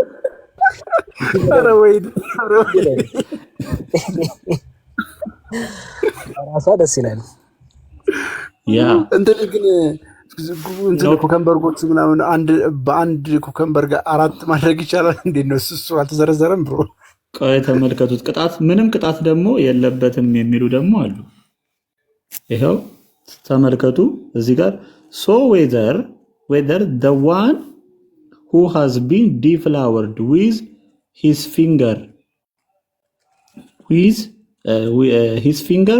is a man or a woman, ሴት ወይም ወንድ ብትሆን የዛችን ሴት እንትን በጣቱ ዲፍላወር ያደረጋት ቢሆን there is no penalty። አያችሁት? ምንም ቅጣት የለውም in that all because ምክንያቱ ምንድነው? አላህ the most high and did not make penalty obligatory in that nor did his messenger አላህና መልእክተኛው በዚህ አይነት ሁኔታ አስገዳጅ ነገር አላስቀመጡም።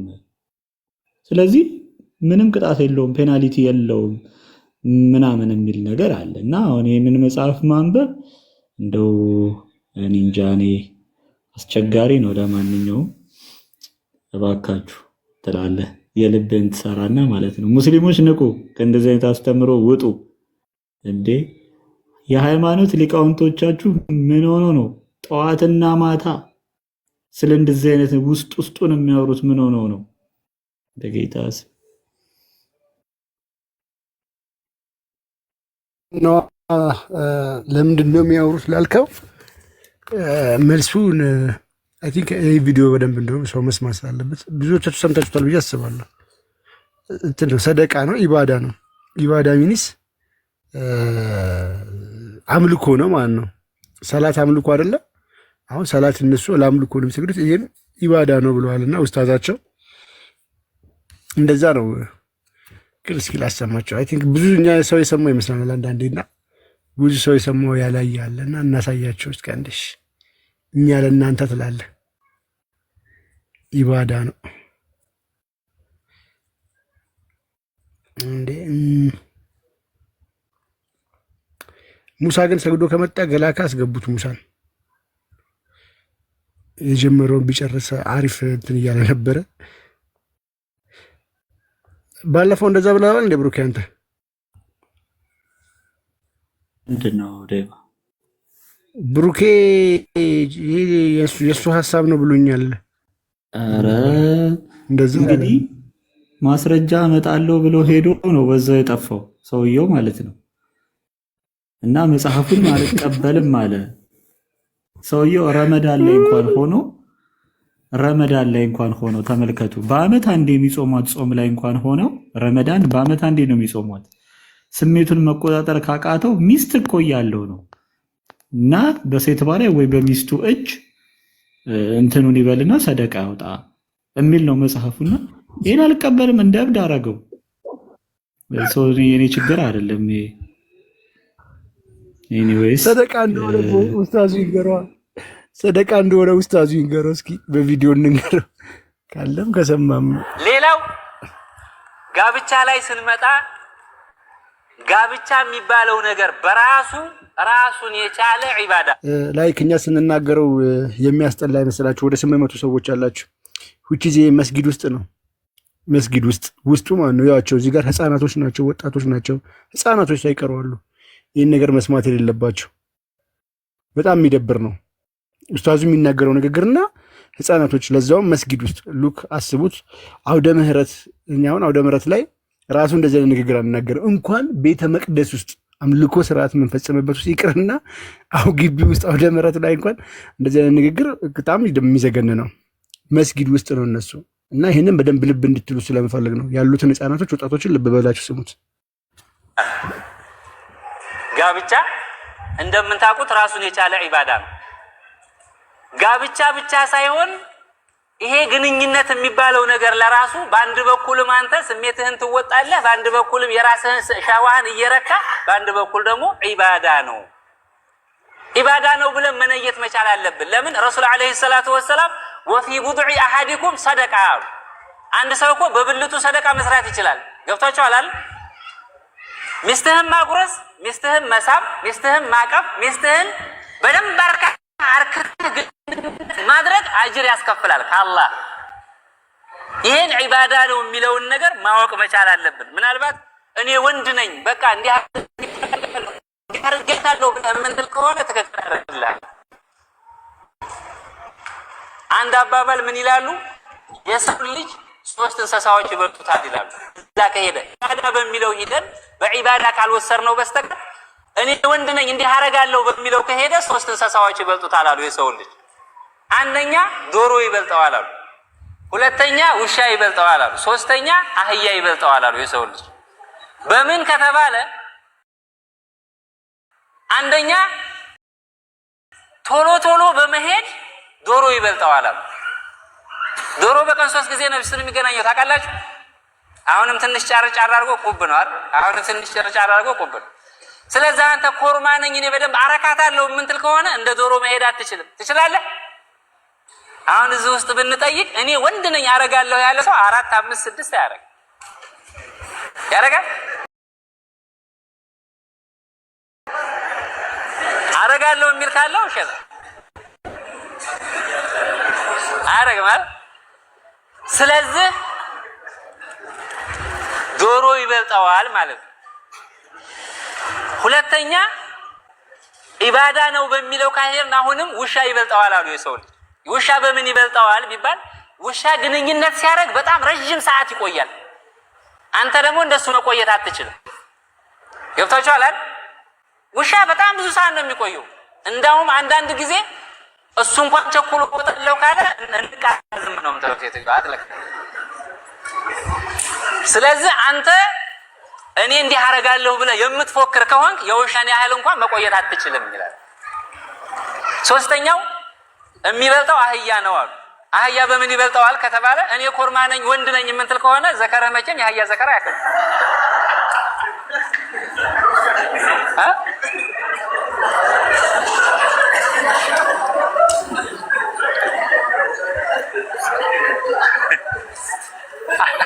አለኝ እንግዲህ የኔ ያክል ካለ ማሳየት ይችላል።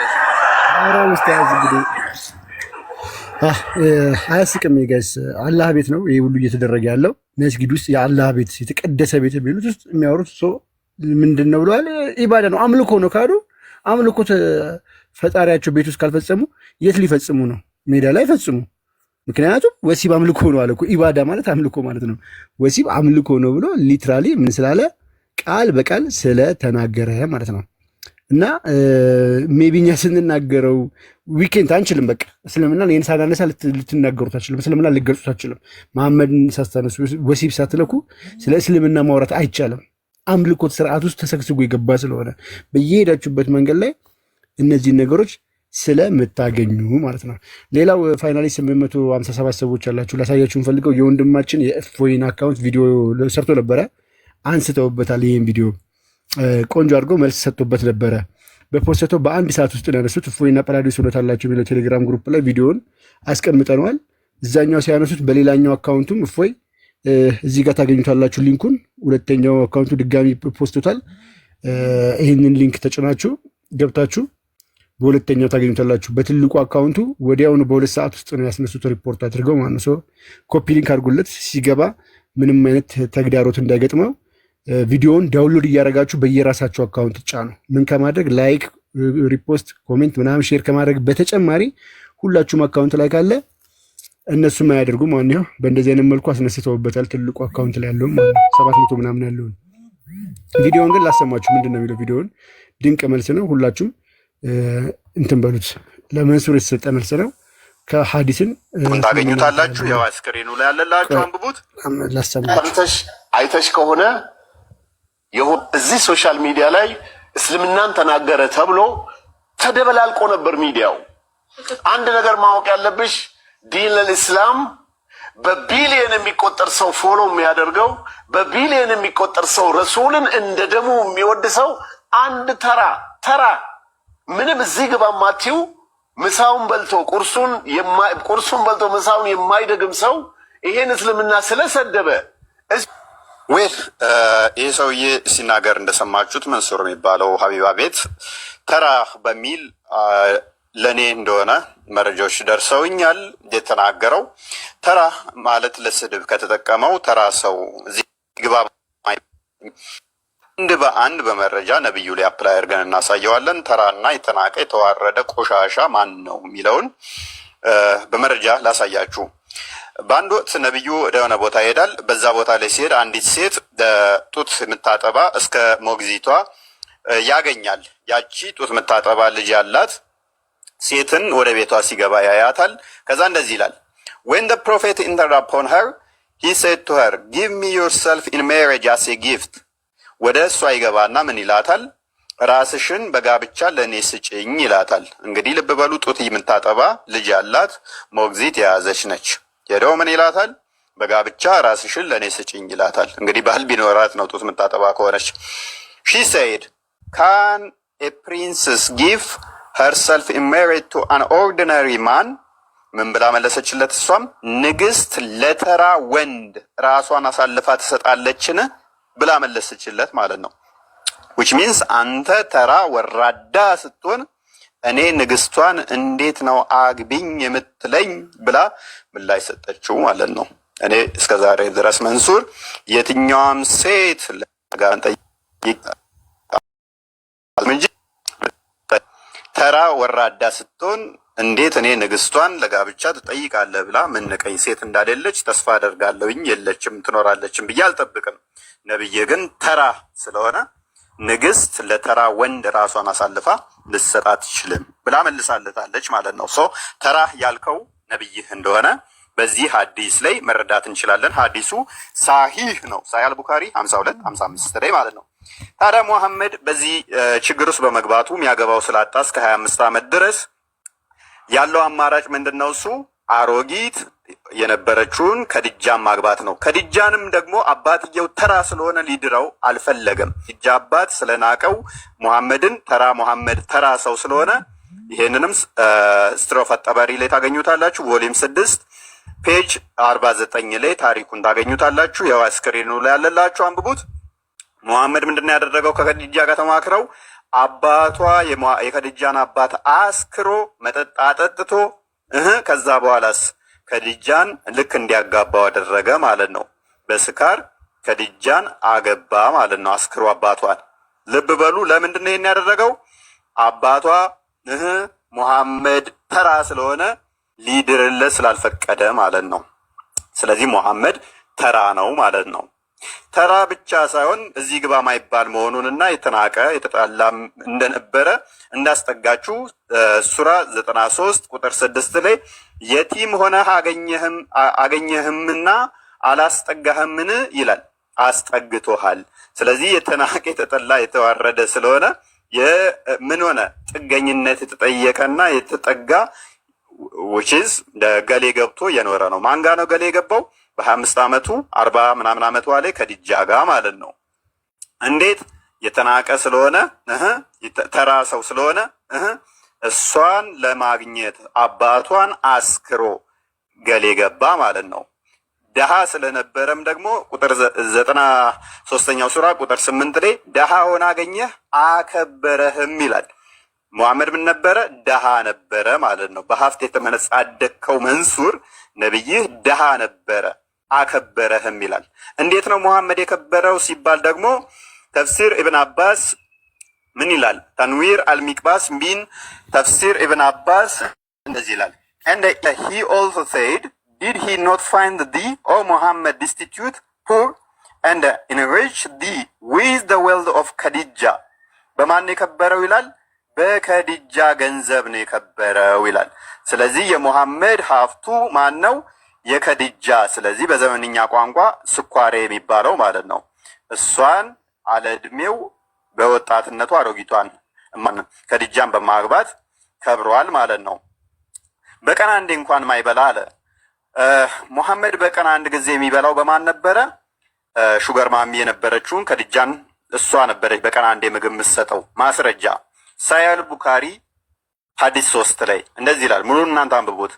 he used to take with him the journey food for the stay and then come back to his wife Khadija to take his food likewise again till suddenly the truth descended upon him while he was in the cave of Hira. በኬቭ ኦፍ ሄራ ውስጥ በነበረበት ሰዓት ላይ ምግቡን ይዞ ይሄድ ነበረ። ከዛ ምግቡን ከበላ በኋላ ምን ያደርጋል? እንደገና ተመልሶ መጥቶ ወደ ሚስቱ ጋር ከሚስቱ ምግብ ይዞ ይሄድ ነበር ይላል። ስለዚህ ሹገር ማሚ የነበረችው ከዲጃ ምግቡን በቀን አንዴ እየቋጠረ ትሰጠው ነበረ ማለት ነው። እኔ እግዚአብሔር የተመሰገነ ይሁን ብቸገርም በቀን አንዴ እንኳን ባልበላም ጥሬ ግሬ በራሴ ነው እንጂ እንደ ሙሐመድ አሮጊቷን አግብቼ በዛ የሚቋጥርልኝ ስላልነበረ ነው። 1 ቢሊዮን ምናምን በላይ ተከታይ ያለውን እስልምና አለ ሙሐመድን የሚከተሉትና የእስልምና ተከታዮች ምን አይነት ናቸው ሲባል ሙሐመድ ይመልሳል። ሳሂህ ቡኻሪ 1913 ላይ the prophet said ነብዩ እንደዚህ አለ we are an illiterate nation እኛ መሀይም ህዝቦች ነን አለ።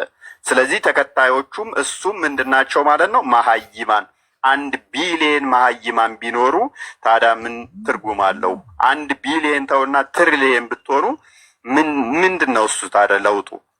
ስለዚህ ወንድማችን መንሱር የነብይን ሱና እንደምትከተል ከአንዳንድ ቪዲዮዎች ላይ ለማየት ሞክሬያለሁ። አንተም ሹገር ለማጫወት which is ከእድሜ እንደዛ ነገር ለገንዘብ ብለህ እንደዛ ነገር ውስጥ ልምምድ ውስጥ እንዳለህ አውቃለሁኝ። ማለት መረጃዎች ስለደረሱኝ ዛት ማች ፋር ሜድ አልፈለኩም። ቪዲዮዎችን አምጥቼ ማሳየት አስፈላጊ ስላልሆነ ማለት ይህን ቪዲዮ የሚመለከቱት ክርስቲያኖች ስላሉ ለሙስሊሞች ግን ሱና ነው። ሙሐመድ ያደረገውን ሱና ነው የተገበርከው። እኔ ግን እንደዛ ማድረግ ስለማልችል ነው በቀን አንዴ ባልበላም እንኳን ገንዘብ ለማግኘት ብዬ ገንዘብ ያላትን ሴት እንደ ነብይ ተጠግቼ እንደ መዥገር ደሟን ልጠጣ እንደዛ ነገር ላደርግ ስለማልችል ነው። ቴንክ ዩ። እንግዲህ ያው እንደሰማችሁት ነው። አክት ያደርጋሉ። ሪያክት ስናደርግ እኛ ተናግረዋል። እሱም ያው እንግዲህ ጫልቱ ድረሽ ነው የሚለው። ጫልቱ ታውቋታላችሁ ብዬ እገምታለሁ። መቼም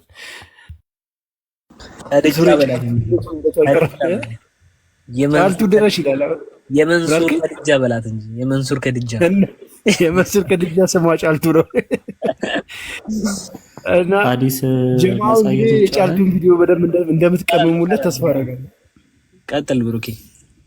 ሰሃባዎቹ ጦር ሜዳ ሄደው የታቡክ ዘመቻ ጊዜ መሐመድ በእድሜው ያደረገው ትልቁ ዘመቻ ግን ያልተሳካለት የከሸፈ ዘመቻ ወደ 30,000 ጦር ያዘመተበት ዘመቻ ላይ ሱረቱል ተውባ ቁጥር 117ኛው ምን ይላል? ሰሃቦቹ በጣም በረሃ ከመሆኑ የተነሳ ግመልን አርደው የግመሏን አንጀት ያወጡና አንጀቱን ጨምቀው እበቱን ይጠጡት ነበር ይላል።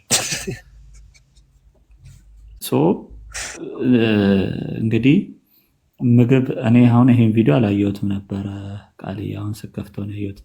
በዚህ ውስጡን እንሂድ ከተባለ ሙስሊሞች አትችሉንም፣ እንደው አትችሉንም ቢቀርባችሁ ይሻላል ለማንኛውም። ምክንያቱም እኛ ጋር የከፉ ማስረጃዎች አሉ እስልምናን ትንሽ ጸጥ የምናረግበት ማለት ነው። ኦኬ ልክፈተው። ይሄው ምንድነው ይሄ ሁሉም ሰው እንዲያየው። ይሄው ሱረቱል ተውባ 117ኛውን አያ ይሄው ተቀምጧል እዚህ ጋር። ይሄው ይሄንን ኮፒ አድርጌዋለሁ ወስደን መተርጎም ነው። ይሄው ምንድነው የሚለው? በኃይለኛ ሙቀት ወጣንና አንገታችን ከጥም የተነሳ እስኪመስለን ድረስ በከፍተኛ ጥም በተሰቃየንበት ቦታ ላይ ቆመን ሰው ምንድን ያደርጉ ነበረ? ግመሉን አርዶ እበቷን ጨምቆ ጠጥቶ የተረፈውን ጉበቱ ላይ አስቀምጣን ነበር። ይሄን ያደረጉት እንግዲህ ያው የቅርብ የመሐመድ ሰሃቦች እና አቡበከር ምናምን የተባሉት አሉ። እነዚሁ እና አቡበከር ናቸው። ምንድን ያደረጉት? ግመሏን አረዱ፣ እበቷን ጨምቀው ጠጡት ማለት ነው።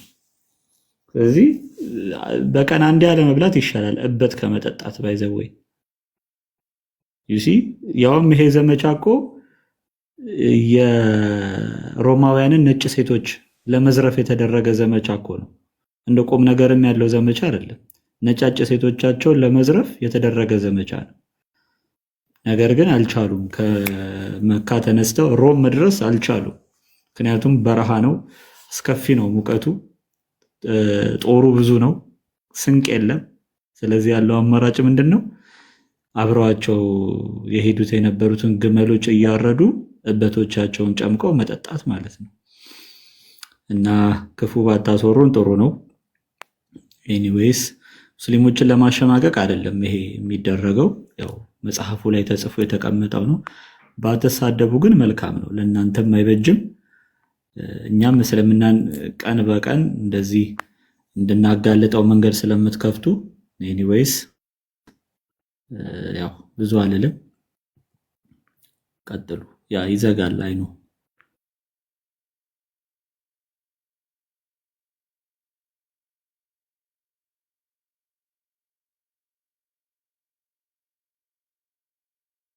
ራት በልተን መምጣታችሁ ደህና የመጣችሁ ራት በልተን ባንገባ ኖሮ ብሩክ የሚወራው ነገር ጌታ ሆይ።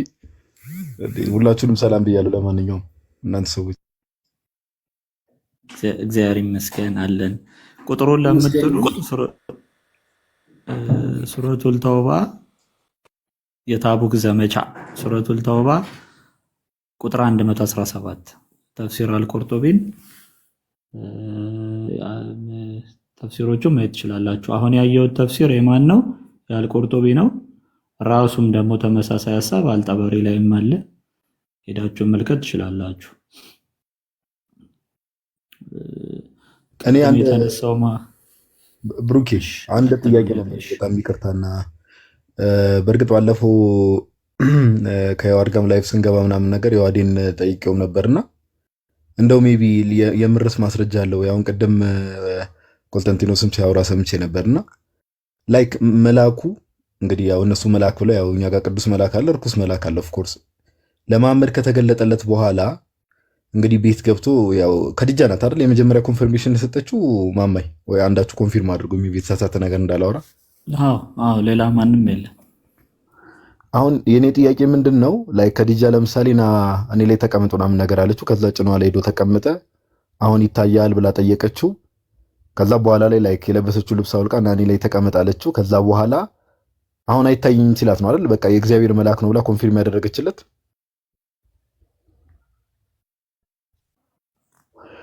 ከዛ በፊት እንደዚህ አይነት ክራይቴሪያ ተጠቅሞ እንደው በአይሁድ ታሪክ ራሱ እንግዲህ ከስነ ፍጥረት ጀምሮ ይሄን ክራይቴሪያ ተጠቅሞ መልአክ እንዲህ ነው አይደለም ብሎ የለየ ሰው አለ ወይ? ክራይቴሪያውን ስኬት ነው ያመጣችሁ? አሁን የኔ ጥያቄ የሚሆንብኝ ሁሌ ይሄ ነው። መጀመሪያ ላይ ክራይቴሪያው ኬት ነው የመጣው? ላይ ራቁትን ሆነ ሴት ልጅ ራቁቷን ሆና ልክ እሷ ላይ ስትቀመጥ ከታየ ካልታየ እግዚአብሔር መልአክ ነው ወይ ደግሞ ከሴጣን ነው የሚለው ነገር ማን ነው ክራይቴሪያውን ያወጣላት? በብሉይ ኪዳንስ በአይሁድ ዘንድስ እንደዚህ አይነት ልምምድ አለ ወይ? ኬት ነው የመጣው የሚለው ነገር ትንሽ ኮንፊውዝ ስለሚያደርገኝ ነውና እዚህ ላይ ሐሳብ ብትሰጡ። የኛም ጥያቄ እኮ ነው እሱ። ጋዲ ማን ነው እሷን ጅብሪልን ቴስት እንድታደርግ እንደዚህ አይነት መስፈርት አውጭ ያደረጋት ማን ነው? ከመቼ ወዲህ ነውስ መልአክ ይሄ መልአክ ነው ይሄ ሰይጣን ነው ተብሎ እንደ መለያ የቀረበው? ከመቼ ወዲህ ነው? ይሄ የኛ የሁል ጊዜ ጥያቄ ነው ጋዲ። ምን አሁን እኔ ጥያቄን እንዴት ብዬ ልመልስልህ? የኔ ራሱ ጥያቄ ነው። ግን ማብራሪያ ሰምታችሁ ታውቃላችሁ? ላይክ ሜቢ ብዙ ጊዜ ያው ሙስሊሞችን አውርታችሁ ስለምታውቁ ማብራሪያ ሰምታችሁ ታውቃላችሁ? ለዚህ ጀስቲፊኬሽን የቀረበ ነገር ራሱ ሜቢ እሱን ስትከፍትላቸው እነሱ አያውቁትም፣ ይሄንን አያውቁትም። ብዙም ማውራት አይፈልጉም በዚህ ላይ። እኔ እስከዛሬ ብዙ ሙስሊሞችን ሐዲሱን ከፍቼ አስነብቤ ጠይቄያለሁ። ግማሾቹ ምንም ኖሃው የላቸውም፣ አያውቁትም ምን እንደሆነ ይሄ ነገር። አንዳንዶቹ ደግሞ ያው በቃ ውሸት ነው ምናምን ይላሉ። እኔ ግልጽ አድርጎ የሚመልሱ አላገኘውም። ይሄን ግን በሲራ አለ በሐዲሳት ላይ ተዘግቦ ቁጭ ያለ ነው። ደግሞ በተለይ መረጃ ጋድዬ የኮንስታንቲኖስ ሶሪ ክርስቲያን ሶሪ ቀጥል ወይ? አይ በቃ ቀጥል። እሺ ከኮንስታንቲኖስ ቅድም ያደረገው ውይይት አይነት ነው የምታገኘው። በቃ ሃይ ሌቭል ምን የምታገኘው ውይይት የለም። ውይይት አያደርጉም ኡስታዞቹ። አዘርዋይስ እንደዚህ ዲቤት ላይ መጮህ ነው በቃ ማለፍ አይፈልጉም። እንትኑ የታለ እሪ ብለው ተረባብሾ ነው የሚወጡት። ቢኮዝ ምንም መልስ ስለሌላቸው ማለት ነው። ይዘው የሚመጡትም ጋዜጣ ነው። ያችን ጋዜጣ ያነባሉ። ካነበቡት ውጭ የትም ቦታ መሄድ አይችሉም። ምንም ብጠይቃቸው ምንም የሚመልሱት ነገር የለም። እና ይሄ ነው ተግዳሮት የሆነብን። ጠንካራ ውይይቶች ያስፈልጋል የምንለው ለዛ ነው። ዲቤቶች አሁን እንደዚህ ደረግ አሪፍ መልሶች እንሰማለን በመልስ ደረጃ። ሌላ ደግሞ በጣም ሰርፕራይዝ ያደረገኝ ነገር ኦፍኮርስ በጣም የሚያስደነግጡ ሰርፕራይዝ የሚያደርጉ ብዙ ነገሮች አሉ እስልምናው ላይ እውነት ለማውራት በጣም የሚያስደነግጡ። ግን አሁን ሰይጣን ልጆችን ይወልዳል የተባለበት እንትን ዮሐዴ ዛን ቀን ከፍቶ ማስረጃ ሲያሳይ ላይክ አላህ መጀመሪያ በቀኝ በኩል የወንድ አፍረት ስጋ ፈጠረለት፣ ከዛ በግራ በኩል ደግሞ የሴት አፍረት ስጋ ለሰይጣን ማለት ነው። ከዛ በኋላ ላይክ በዛ መልኩ ነው የሚዋለደውና ምንድነው 5 እንቁላል ይጥላል ኦር ሰምቲንግ። እሱን ነገር ራሱ እነማማ ከፍታችሁ ብታሳዩ በጣም እኔ ዛን ቀን በጣም በቃ ገርሞኝ እንደው አምላክ ልጅ የለውም እየተባለ በአንድ በኩል ልጅ ሊኖር አይችልም አላህ እየተባለ ይሰከሳል፣ ሰይጣን ግን ልጆች ይኖሩታል እንቁላል ይጥላል ምናምን ነገርና እኔ ይቅርታ እና እንዲህ ምን አይነት ደብል ስታንዳርድ ይሁን ምን ይሁን ራሱ አይታወቅምና የማወራው ነገር ውሸት እንዳይመስላችሁ አንዳንድ ሰዎች ሜቢ የኔና ዮሐዴን የዛን ቀን ላይፍ ሴሽን ያላዩ ሰዎች ኦር ይሄን ነገር የማያውቁ ሰዎች ማማይ ኦር አንዳችሁ ከፍታችሁ ማሳየት ከቻላችሁ ብታሳዩ መልካም ነው፣ ሰውም እንዲሰማው ማለት ነው።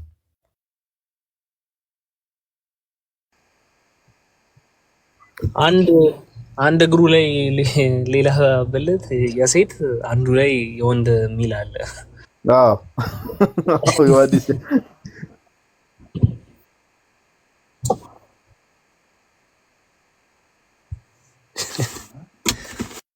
እሱም ቢሆንስ የቱ ጋ ነው አይወልድም የሚለው? አልወለደም ነው የሚለው። አታሳልፈኝ። አትቅጠፉ፣ ቁርአን ላይ አትቅጠፉ። ቅርታ ማማይ ግን ቅድም የገባው ልጅ ባይዘው በጣም አድናቂሽ ነበር። ብቻ ብሩኬ ማስረጃውን እስኪያወጣ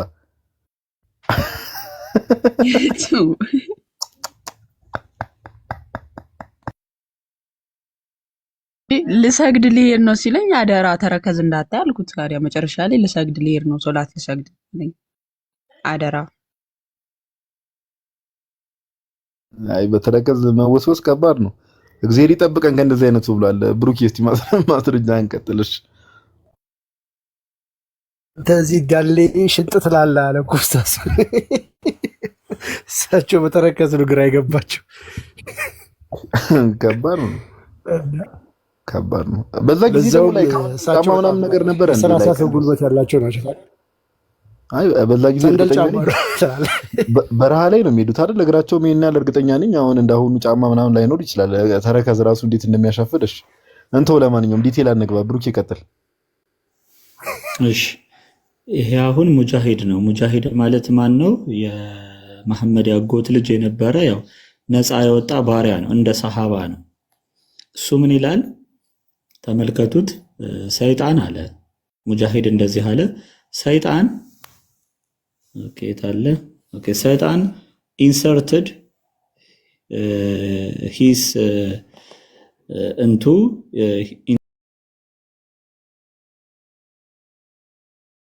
into his own ምናምን ማለት ነው። ሁለቱም ብልት ተብሎ ስለተጠቀሰ የሁለቱም አለው ነው። ሁለቱንም እንደዚህ ብሎ ጠቀሰ እና ራሱን በራሱ ውስጥ ይከታል ነው።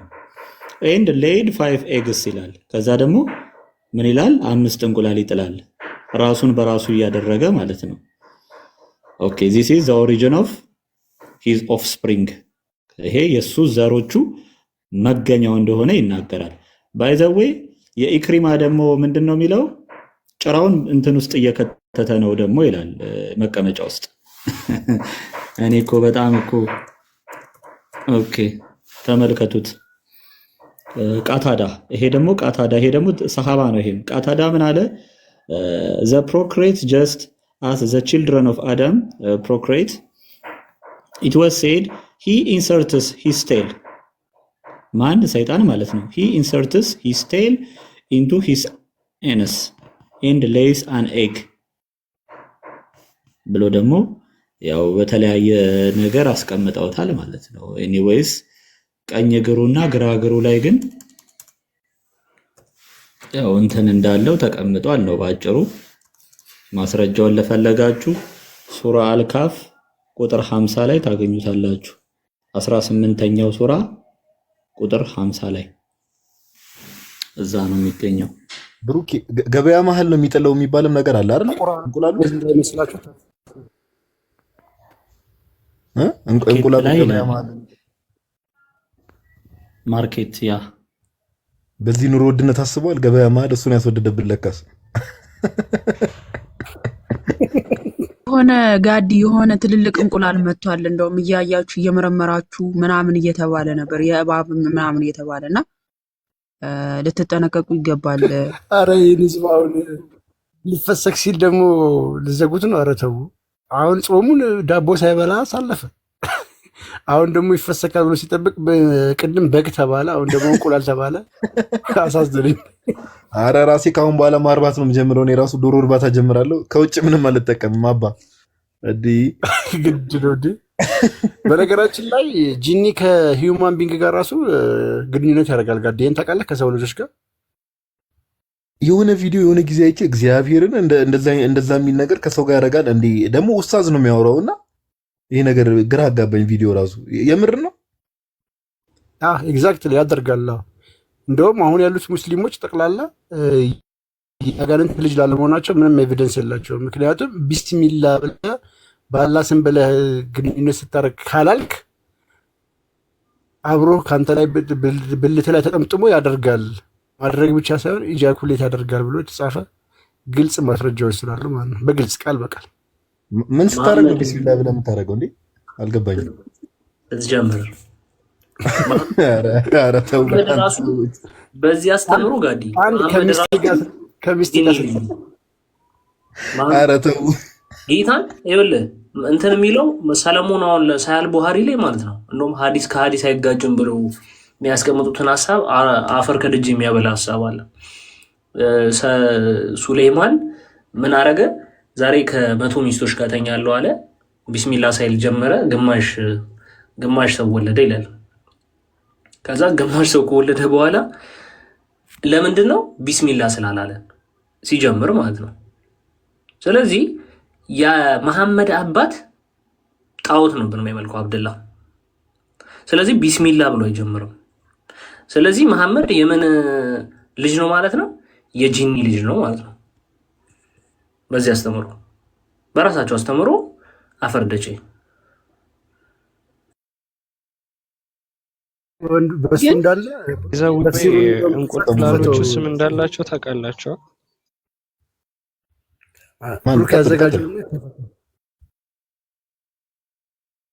አይ እኔ ማለት የፈለኩት እንቁላሎቹ ስም አላቸው። አምስቱም ባይዘው የሚጥላቸው ቁርጡቢ እንደተናገረው ከሆነ ማለት ነው።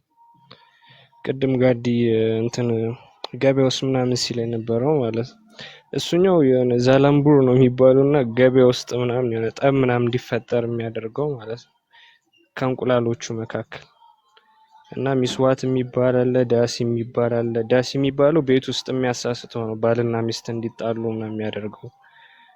ሚስዋት ደግሞ የሚባለው ሰዎችን ውሸታ የሚያደርጋቸው ምናምን ማለት ነው። እና ስም አላቸው እንቁላሎቹ ባይዘው ለነሱ ቤስት ዶክትሪናቸው ነው ባይዘው። አልጋንጥፉ ያለው ዳስ ነው ማለት ነው መሐመድ ቤት ውስጥ አልጋንጥፉለት ያለው ዳሲን ነው ቤት ውስጥ ባልና ሚስት ያጣላቸው ዳሲ ነው። አንድ ለሸይጣን ያለው አንድ ለእንግዳ አንድ ለጂኒ አልጋንጥፉለት በክብር አለው። በነገራችን ላይ አጋንንት እነሱ ጋር ወንድማቸውም ጭምር ነው ምናምን ነገር ግን ተፍሲሩን ቡራ ከቻልክ ከፈተው በጌታ ያላችሁት ግን እንደው ጾም ስለሆነ ምናምን ነገር ነው እንጂ በጣም ከባድ ነው። ባርከ ካልገባ አጅሬው እንዲህ ያረ ወላዲት አምላክ። የሚያስገርማችሁ ነገር ማለት ነው ጋዲ የሆነ ነገር ለምሳሌ ከእንስሳ ጋር ይቻላል፣ ከሊጥ ጋር ይቻላል፣ ከሀባብ ጋር ይቻላል ምናምን የሚለውን ነገር ይስማሙበት እና የቱ ጋር እንደሚጨቃጨቁ ታውቃለህ ሊቃውንቶቹ። ይሄንን ከፈጸሙ በኋላ ውዱ ሳያደርጉ ሶላት ቢሰግዱ ችግር አለው ችግር የለውም የሚለው ላይ ነው የሚፈታፈቱት ዑለማዎቹ ማለት ነው። ኖርማል ነው። የምር ይገርመኛል ማለት ነው። አይ ሊቃውንቶቹ ውስጥ ያስቀሽኝ ነው። የማይስማሙበት ቦታ የቱ ጋር ነው? ከፈጸሙት በኋላ ሶላት መስገድ ይችላሉ ወይ ሳይታጠቡ የሚለው ጋር ነው የማይስማሙት። ሌላው ላይ ይስማማሉ። የበጓስ ማማዬ መታጠብ ሳይሆን የበጓ ከበግ ጋር እንግዲህ ሰው ባደረገ የተወለደችው በግ ሰው ብትሆንስ ለኢድ ትታረዳለች አትታረድም ነው ጭቅጭቁ።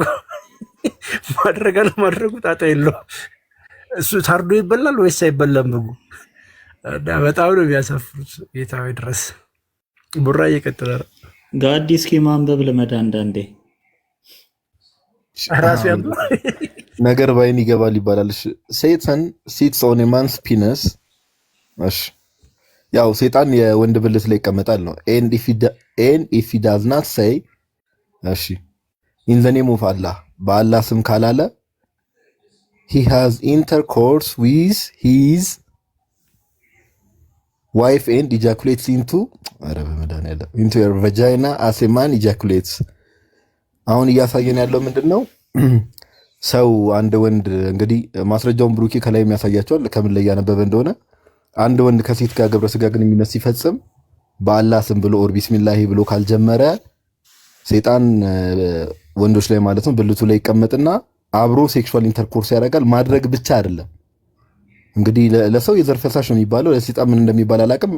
ኤኒዌይስ በቃ ይገባቸዋል። እስከ ጫፍ ድረስ አልሄድም። እቺንም ጨምረላቸው። እሺ it was narrated that a man said to Ibn Abbas እሺ ተጽፏል ነው አንድ ሰው ለኢብን አባስ እንዲህ ብሎ ይነግረዋል ነው my wife woke up and there was a flame of fire in her vagina። እንግዲህ ሴት ሚስቴ ከእንቅልፏ ተነሳና እንግዲህ የሴት ብልቷ ውስጥ የሆነ ላይክ እሳት ነገር ተገኘ ነው የሚለው። he said አይደል a flame of fire he said that is from the intercourse of the jinn። እንግዲህ እንት ምን አይነት ነገር ነው ወላዲት አምላክ ድረስ ሴት ላይክ ሚስትየው ከእንቅልፏ ተነሳችና እንግዲህ ላይክ ምንድነው ያው የሴቶች ብቻ ታውቁታላችሁ። ብቻ እንግዲህ እሳት ተገኘ ነውና ከምንድነው ምንጩ ተባለ? ከሰይጣን ጋር ከጂን ጋር ባደረገችው የግብረ ስጋ ግንኙነት ነው የሚባለውና አሁን እኔ በዚህ ልስቅም አልኩና ጌታን በጣም አሳዘነኝ። ወላዲተ አምላክ እሳት አደጋ ይጠራያሉ ነው ኮሜንት ላይ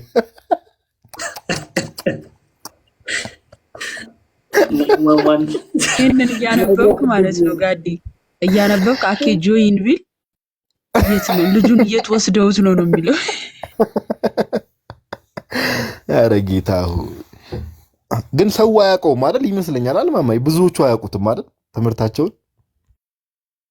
አሁን እኮ በጣም አንድ እንትን የሚሉት እኮ እየታደጉ ያሉት በቃ ይሄን አንቀበለውም ግን ሊቃውንቶቻችን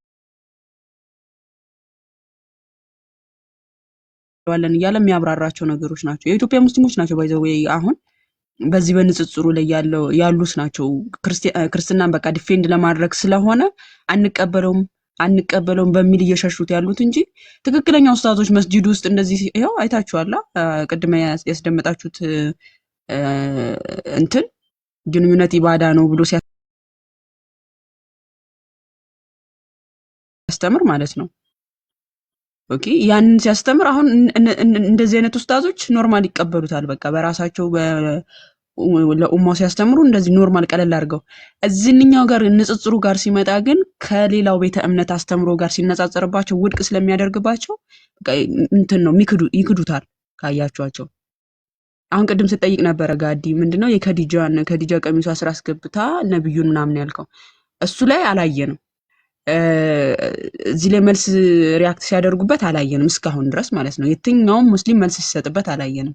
ይልቁንም መሐመድ ተጨመቀ ምናምን በሚለው ላይ እሱ ላይ ትንሽ ሪያክት አድርገው አይቻልም። መልስ ባይባልም እንመልስ ብለው ያው የሰሩት ቪዲዮ አለ። በዚህ በከዲጃ ላይ ግን የለም ሲጀምር። ጋዲ ምን እንዳለ ታውቃለህ? ትልቁ ተግዳሮት ትልቁ ለመመኑ እንዳያውቅ ያደረገው ነገር ቁርአን አለ። ቁርአን 1967 እንግዲህ በእነ ሀጅ መሐመድ ሳኒ ተተርጉሞላቸዋል። አይ ቲንክ 67 ዓመተ ምህረት በኢትዮጵያ አቆጣጠር ማለትና ተተርጉሟል። ወደ አማርኛ ትራንስሌት ተደርጓል። ከዛ በተረፈ ግን ሐዲሳቶች ከቁርአን ቀጥሎ ቁርአን ራሱ የሚፈታው በተፍሲር ነው። ሰው አንድ ሙእሚን ቁርአንን በራሱ መረዳት አይችልም። በቀደም ሰለፎች መንገድ ነው የሚረዳው። ሁቺዝ በአንደምታዎች በሐዲሶች በነሱ በተረዱት መንገድ ነው በሰሃባዎች መንገድ ነው የሚረዳው። እነዛ የሚረዳበት የመሐመድን ሱና ተከተል ተብሎ በሚገባው ቋንቋ አልቀረበለትም። መጽሐፎቹ ኪታቦቹ ሁሉ የሉም እንጂ ማለት ትችላለህ።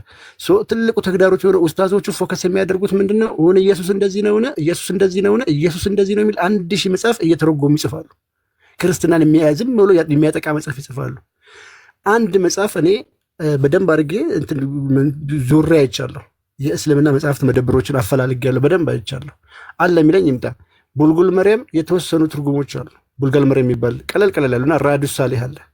ከሳሂህ ቡኻሪ የሆነ እየተመረጠ አንድ መጽሐፍ ምናምን አለ። አይተረጎሙም፣ መጽሐፎች አይተረጉሙላቸውም። ተፍሲራት አሁን በቀደም ሀጅ መሐመድ ዘይኔ በተወሰነ መልኩ ተርጉመውት የተወሰኑ ኮፒ ለኡስታዞች ብቻ ገበያ ላይ ሁላ በማይገኝበት ደረጃ ላይ እስከ 5000 ብር ነው ፈልገን በሰው የገዛ ነው አፈላልገን ማለት ነው። ውጪስ መጽሐፎቹን ተተርጉሞት ልጆቹ በሚገባቸው ቋንቋ በአማርኛ አልተሰራጩም፣ አላስተማሯቸውም። ያንን ደግሞ እንዲማሩም አይፈለግም።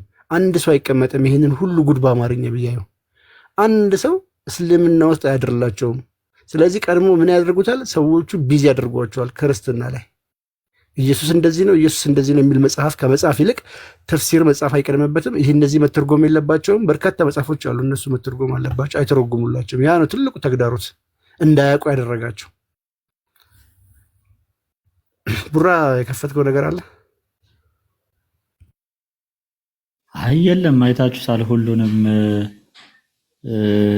ያው ቅድም ከተነሳው ሀሳብ ጋር ተያይዞ ያለው ነው። አሁን ይሄ ሰው ማን ነው? አልሐሰን ይባላል። ባይዘው አልሐሰን ማን ነው? የአሊ ልጅ ነው። ኦልሞስት በቃ የመሐመድ የልጅ ልጁ ነው። መሐመድ ህፃን እያለ አልሐሰን ህፃን እያለ መሐመድ ያው ምላሱን ይጠባው ነበር ምናምን የሚሉ ሐዲሶች አሉና ምላሱን ተጠብቶ አድጎ አልሐሰን ምንድነው የሚለው ስንል መጽሐፍቶቻቸው ላይ ለምሳሌ ምን ይላል?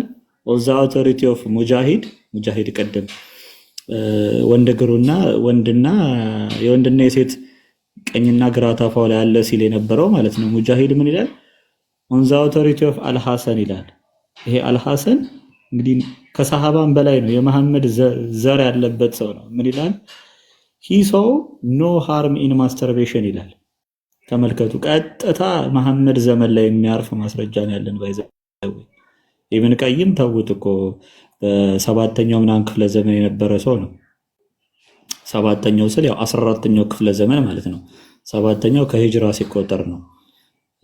እና በዘመኑ የነበሩ ራሱ ምንድነው የሚሉት? ለምሳሌ እና አልሐሰን የመሳሰሉ ሰዎች he saw no harm in masturbation and እሱ ብቻ አይደለም on the authority of Amr ibn Dinar that I see no harm in masturbation ያለ ዝም ብዬ እዚህ ሰርቹ ላይ ማስተርቤሽን ብዬ ብጽፍ በቃ እንዳለ መጽሐፉ እሱ ነው። ይሄው አይታችሁታል። የሚመጣው ይኸውላ ማስተርቤሽን የሚል ነው። እና ያው መጽሐፉ በቢጫ የታተመ ነው የሚመስለው መጽሐፉ ራሱ።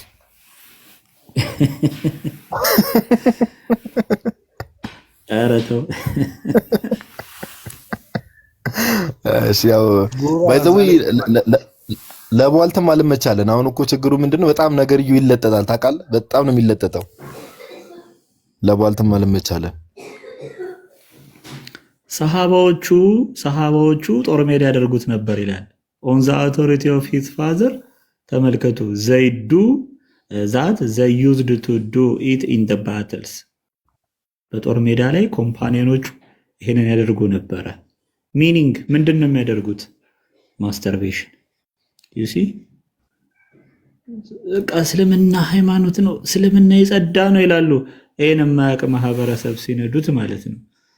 እና ቅድም ሳትሰማ እዚህ ጋር ራሱ አንዴ የመሐመድ ብልት የተቀደሰ ያለ ሴፍ ነው ይላል አንዴ። ለዛ ይመስለኛል አይ ቲንክ እዛ ላይም ሌላ ሐዲስ ላይም ደግሞ ምን ይላል? የመሐመድ ብልት ኢቭን የተቀደሰ ነው ደግሞም እሱም የአላም ሴፍ ነው ይላል። እና ሁሉንም ማስተርቤሽን ሁሉ እንትን ነው የተፈቀደ ብቻ ሳይሆን ሴፍ ነው ብሎ አስቀምጠዋል እንደው እና ሐዲሳቸውን ያስቀመጠው ባይዘው ከዛ እንግዲህ ማስተርቤሽኑ ራሱ ለየት ይልብናል ከዚህ ራሱ ማለት ነው። እና ይሄን እንዴት ነው የሚያደርጉት? ለዛ ነው ወሲብ አምልኮ የሆነው ስላሽ ባዳን ያሉት ከዛ የተነሳ ይሆናል። ጌታዊ ድረስ ዘንድሮ ጾማችንን እንግዲህ ተበልተናል። ጋዲ ምን ትላለህ? ህማማት ቀጣይ ሳምንት ነውና ስግደቱን በዛ እናደርገዋለን። ጌታ በረዳን መጠን ያው ለጆሮአችን አይ እንትን ነው ግን ባይዘው ሰው እንደዚህ አይነት ነገር እየሰማ ጌታ በሚያውቀው ያው ወንድሞችም ያው ታች መሰሙ ሙስሊሞች ያው ለመበሻሸቅ ምናምን አለ መቼስ ይገባቸዋል። አፍተር ኦል ምንድነው እንደዚህ አይነት ነገር አሁን ከቅድም ጀምሮ ወንድሞች እህቶችም የሚያስከፍተው የሚያሳዩትን ነገር እንደዚህ አይነት ነገር እያየ ሰው ይሄ ከአምላክ የመጣ ነገር ነው ብሎ ማሰብ እንደው እግዚአብሔር በሚያውቀው መሸወድ ነው። በቃ መሸወድ ነው። አይን ያላቸው አያዩም፣ ምንድነው ጆሮ ያላቸው አይሰሙም፣ አያስተውሉም የሚለው የሆነ አንድ የመጽሐፍ ቅዱስ ክፍል አለና በቃ እሱ ትንቢት የተፈጸመበት ሰው ይመስለኛል። እንዴ ሰው ጥያቄ ሊጠይቅ ይገባል፣ ጥያቄ ሊፈጥርበትም ይገባል። እንደዚህ አይነት ነገር ተጽፎ እያየ ከአምላክ የተላከ ሰው ነው እንደዚህ የሚያደርገው እንደዚህ የሚያዘው እየተባለ ሰው እንዴት ዲሰርቭ አያደርገው? ሰው እንዴት ጥያቄ አይጠይቅም? እና የምር እንደው ላይክ ይሄ ምንድነው እዮባ የሆነ የሚለው አባባል አለ። የአልሸባቦች አካሄድ የሚባል ነገር አለ። የአጥፍቶ ጠፊዎች አካሄድ ላይክ እስልምናው ላይ በጣም ብዙ ችግር አለ፣ መንቃት አለባችሁ እንዲህ ነው ሲባል ክርስትናው ላይ ሄዶ ችግር የመፈለግ ነገር እንደዛ ባይዘው አይደለም አካሄድ። ኦኬ ሰው ያለበት ነገር ልክ እንዳልሆነ ከገባው ምን ካለው ከዛ ሌላውን ደግሞ ቀስ በቀስ ነው የሚመረምረው እንጂ እኔ ጋር ስተት አለ ከዛ ክርስትናው ጋር ደግሞ ድንገት ስተት ካገኘ ኦኬ እኛ ጋርም እነሱ ጋርም ስተት ስላለ ኖርማል ነው ብሎ ባለበት መቀጠል ፌር አይደለም። እና በተለይ እኔ ደግሞ ሙስሊም ሴቶች እንደው እሺ ወንዱስ እሺ ከተስፋ አንፃር ብዙ ተስፋ አለው። ተስፋ የሚለው ቃል ራሱ ከባድ ነው። መጽሐፍ ቅዱስ ላይ ተስፋ ሲባል በመንግስት ሰማያት የሚጠብቀው ክርስቲያኖችን የሚጠብቅ ተስፋ አለና ግን ሴቶች እንደው አላቅም እንደዚህ አይነት ነገር እየሰሙ እያዳመጡ ምን እያሉ እስልምና ላይ እንዴት እንደሚቀጥሉ አላቅም። ችግር የለውም እንዲሉን ችግር የለውም እንዲያጋጥም እያሉ እንዴት እንደሚቀጥሉ እግዚአብሔር ይወቀው። እውነት እግዚአብሔር ይወቀው። እንደዚህ አይነት አምላክ ፍትሃዊ አምላክ ነው ብላችሁ ማመናችሁ ራሱ እኔ አላቅም። ብቻ ማስተዋል ይስጣቸው እግዚአብሔር በሚያውቀውና ብቻ በርቱ እናንተ ጭሶች ምናምን ነገር ያስፈልጋል። በደንብ ጠንክሮ ምናምን መስራት ያስፈልጋልና እነዚህ እንትኖችንም ደግሞ እየተረጎማችሁ ምናምን ነገር አለ አይደል ዴቫ ምናምን ማማይ አጫጭር ኖቶችን ምናምን ነገር እያደረጋችሁ በፒዲኤፍ እንትን ማለት ብትጀምሩም አሪፍ ነው። እየተረጎማችሁ ያስፈልጋል። ባይዘው እኮ ያው እፎይ በጣም ብዙ ሰርቷል እኮ ባይዘው ያዘጋጃቸው በጣም ብዙ እንትኖች አሉ በእፎይ በኩል። ሌሎች ወንድሞችም ያው ከሰራችሁ ነው እንጂ እፎይ በሴቶች ዙሪያ መልስ ሰጥቷል። በነቢያት በኩል ለሚነሱ ጥያቄዎች በንጽጽር መልኩ ያዘጋጃቸው አሉ። መሐመድ እውነተኛ ነብይ ነውን በሚል ያዘጋጇል። በጣም ብዙ ነገሮች አዘጋጅቷል እፎይ በራሱ። ሌሎች ወንድሞች ሳሂም እያዘጋጁ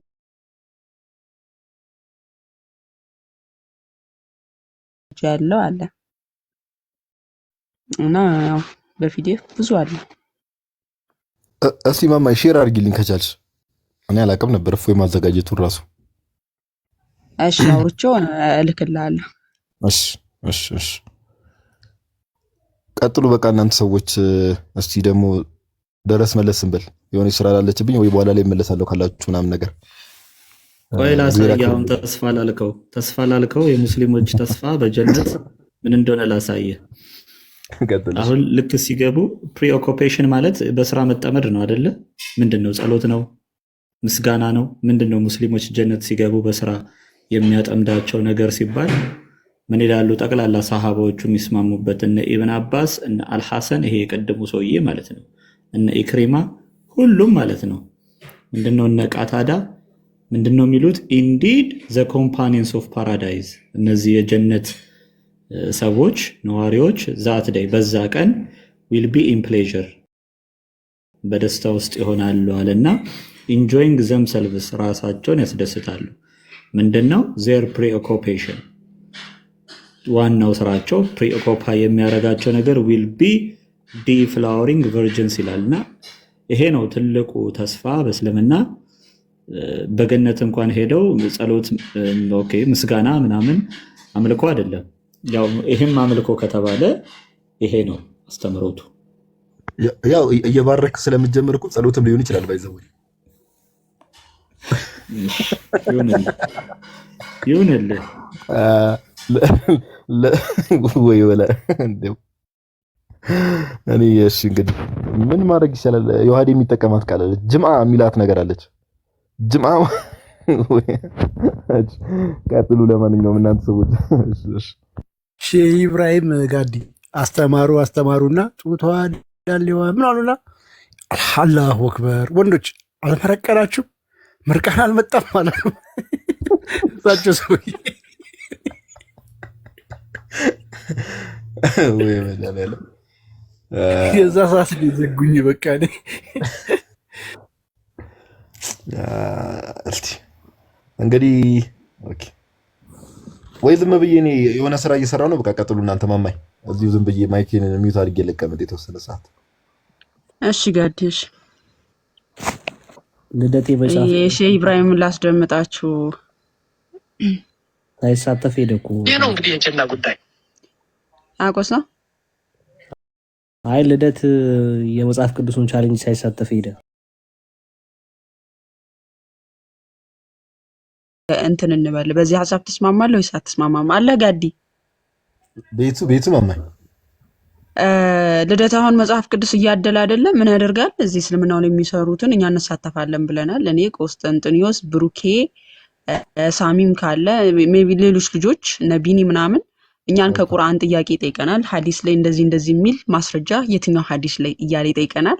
ሐዲሱን በትክክል ማስረጃ ካሳየን አንዳንድ መጽሐፍ ቅዱስ ይሸልመናል። ያን የሚሰጠንን መጽሐፍ ቅዱስ ለሙስሊሞች እንዲያድልልን ማለት ነው። ኦኬ እዚህ ላይቭ ላይ ነው። ላይቭ ላይም ከሆነ ያቄ ማለት ነው። አዎ ላይቭ ላይ ነው መጽሐፍ ቅዱስ የሚሰጠው፣ ግን በአካል ልታስመጪው ነው እንዴ? ልደት ከየትም ይታያል። ድንብልብል ያለ ልጅ እኮ ነው እንዴ? ኧረ አይደለም እሱ ያለችበት ድረስ ሊሄድ ነው እንዴ? ኧረ ማማዬ ምንድን ነው እንዴ? ሀሳብሽን አብዴት አድርጊው። ላይቭ ላይ ጸድ ሀሳብ ነው።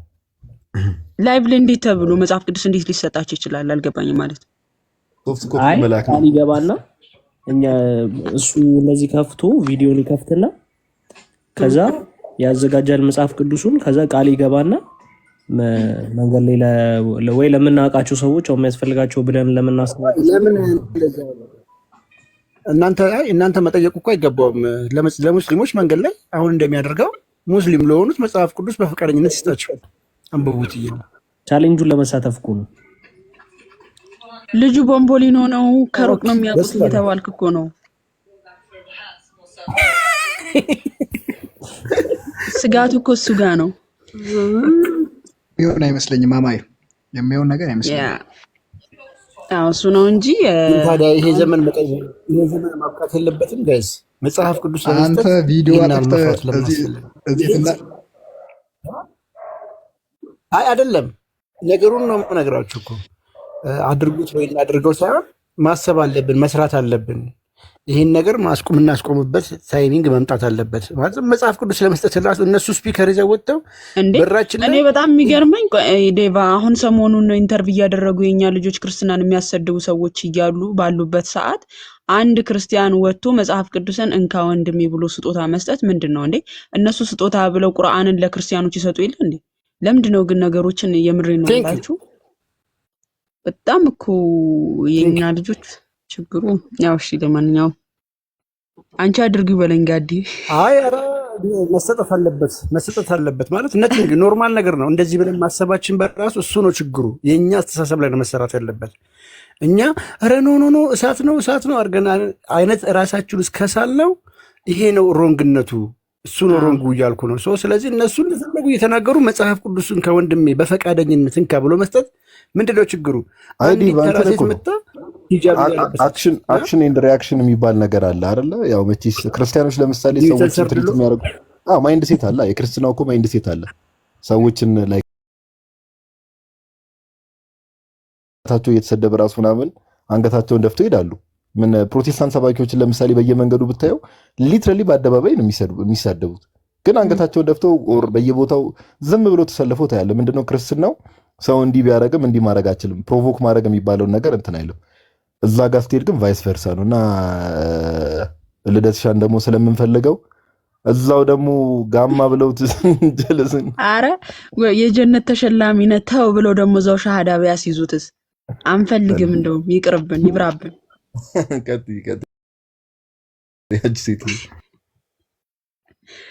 እሺ ኢብራሂምን ላሰማችሁ። ለማንኛውም ፕሮቴስታንት ወንድም እህቶቻችን ቢሆኑ እንደዚህ ኖርማል ነው። በቃ ጥያቄ ጠይቁ፣ ችግር የለም፣ ለወንድሞቻችን ስጡ ይባላል። ግን ያው እስልምና ላይ አደጋ ስለሆነ እሺ ሼህ ኢብራሂም ስለ ጀነት ሴቶች እያብራራ ነውና አዳምጡት። አበደን 100 ሴቶች በአንድ ሰዓት ጅማዕ ታደርጋለህ። እነዚህ 100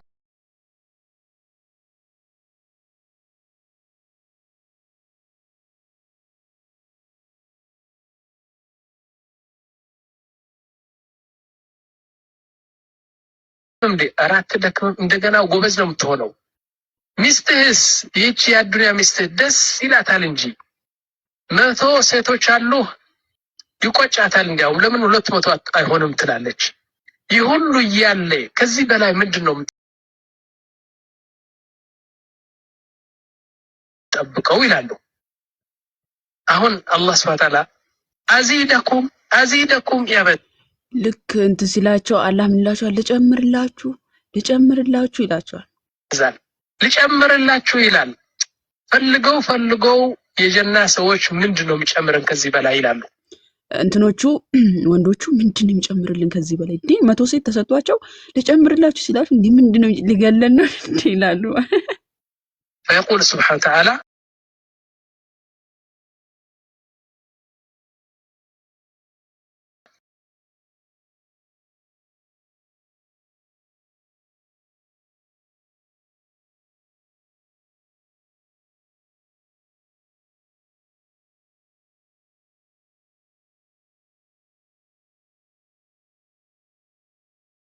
ይለናል። እና አሁን የሙስሊም ወንዶች እንደውም ይሄ በአንድ ሰዓት ነው ያለው። ተፍሲሩ በአንድ ቀን ነው የሚለው። ሱራ 55 ሱራ 56 ቁጥር 34 ጀምሮ አዲስ ፍጥረት አድርገን ፈጠርናቸው ለባሎቻቸውም ተሽመርማሪዎች አደረግናቸው የሚለው አንቀጽ ማለት ነው። ደናግሎች አደረግናቸው ለባሎቻቸውም ተሽመርማሪዎች አደረግናቸው የሚለው አንቀጽ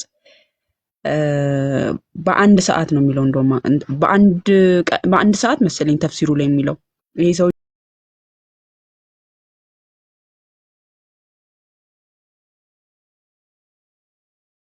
ደግሞ ይሄንኛው በአንድ ሰዓት ነው ያለው። ተፍሲሩ ላይ በአንድ ቀን ነው የሚለው እና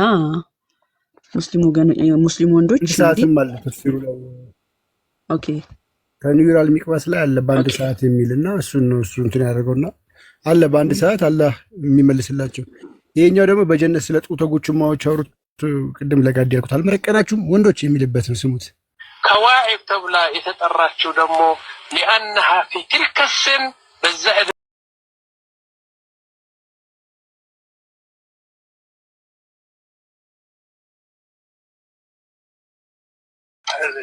ጡትዋ ከበብ ብሎ ትንሽ ደግሞ ወደ ውጭ የወጣ ጥሩ የሚመስለው ቱፋሕና ብርቱካን የሚመስለው ነው ይላል። ጠይብ ከዋዒብ ነዋሂድ ያዕኑን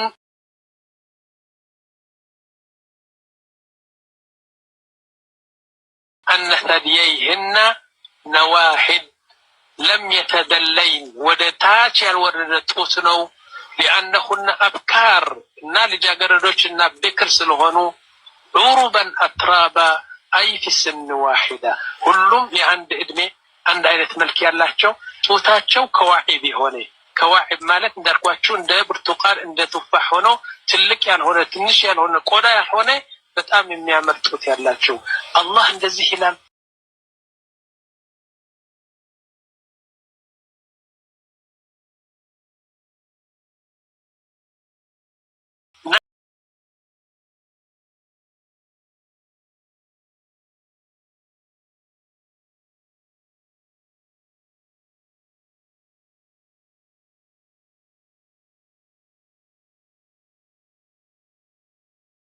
ወተት ማር ወለላ ውሃ ቀዝቃዛ ኸምር ይዘው ይመጡና ተፈضل ይልሃል። እጅህ ላይ ሴት ታቅፋለች።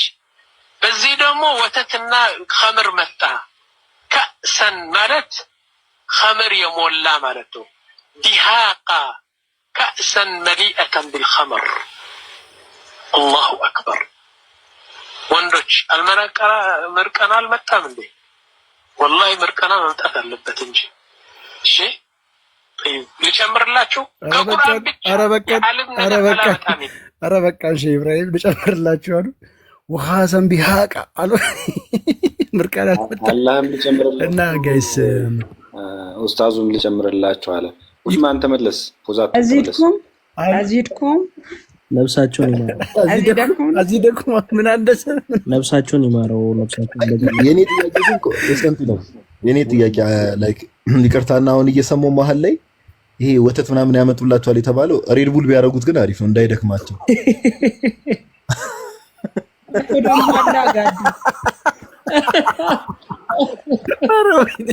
ጋዲ እንዳይደክማቸው እኮ የመቶ ሰው ያህል ጉልበት ይሰጣቸዋል ይላል። ሐዲሱን እንክፈተው እንዴ? የመቶ አይ የኔ ጥያቄ ግን ማማ የምሬ ነው። ምድር ላይ ያሉ ሴቶች ምንድነው እነሱ አሁን ከተባሉ ሴቶች ጋር የሚቀላቀሉት ሌላ ግሩፕ ናቸው? የኔ አካውንት ውስጥ ገብቼ ቆይ ላሳይ።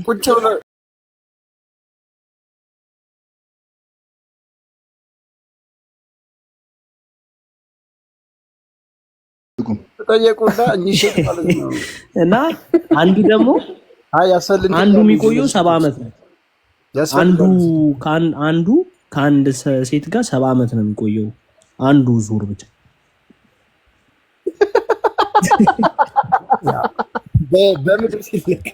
በምድር ሲለካ 70 ዓመት ይመጣል ይላሉ።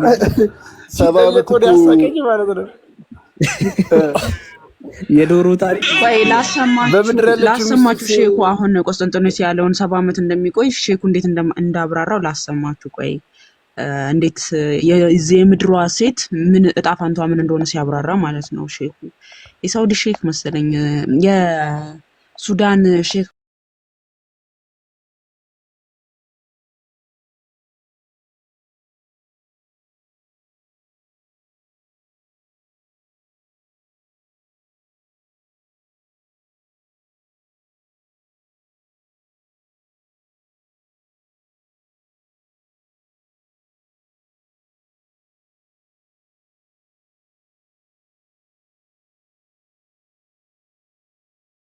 ቁጭ ብለህ ብታይ ማለት ነው በጣም የምደነግጠው።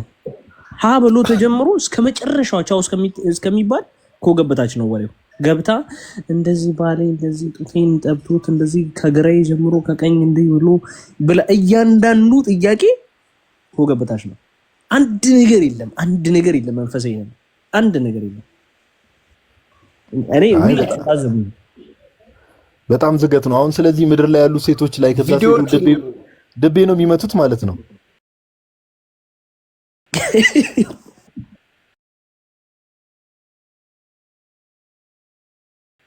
አረ ከገሃነብ ይመጣል። ከገሃነብ ኢምፖርት ይደረጋል። አያስፈልግም እኮ ዴባ፣ የሴት እጥረት በጣም ያጋጥማል። አያስፈልጉም እኮ ዴባ። እነሱ ለጀሃነም የሚሄዱት እነዚህ ማገዶ አይደሉ እንዴ? ላይክ ይመጣሉ። የጀነቱ ሴቶች ስለሚያጥሩ ከጀሃነም ይመጣሉ ሴቶች። እነዛ ናቸው እንጂ ወንዶች ሲኦል ይሄዳሉ፣ ሲጃራ ለመለኮስ ምናምን እንደዚያ ነገር ይሄዳሉ። ግን እነዚህ ወደዛ ሄዱ። ኖ ሴቶቹም አለ። ሴቶቹ ከጀሃነም ይወጡና ለዚህ ለወሲብ ፐርፐዝ ይመጣሉ የሚላል የሴት እጥረት ያጋጥማል። የሴት እጥረት አለ ማለት ነው። የሰማይ ሆርላይን ያለችው ሴት አጎቴ ሆርላይን ያለችው ሴት የምድሯን ሴት ምን እንደምትላት ታውቃለህ? ባልሽ እኮ መንገደኛ ነው፣ መንገደኛ ያንቺ ባል መንገደኛ ነው ይመጣል እኔ ጋር እያለች እኮ ትራገማለች እኮ። የሆርላይኗ ሴት ማለት ነው። ምድር ላይ ያለችዋን ሴት ትረግማታለች እኮ። ምክንያቱም እዚህ ምድር ላይ ሐዲስ አለ ባይዘው ወይ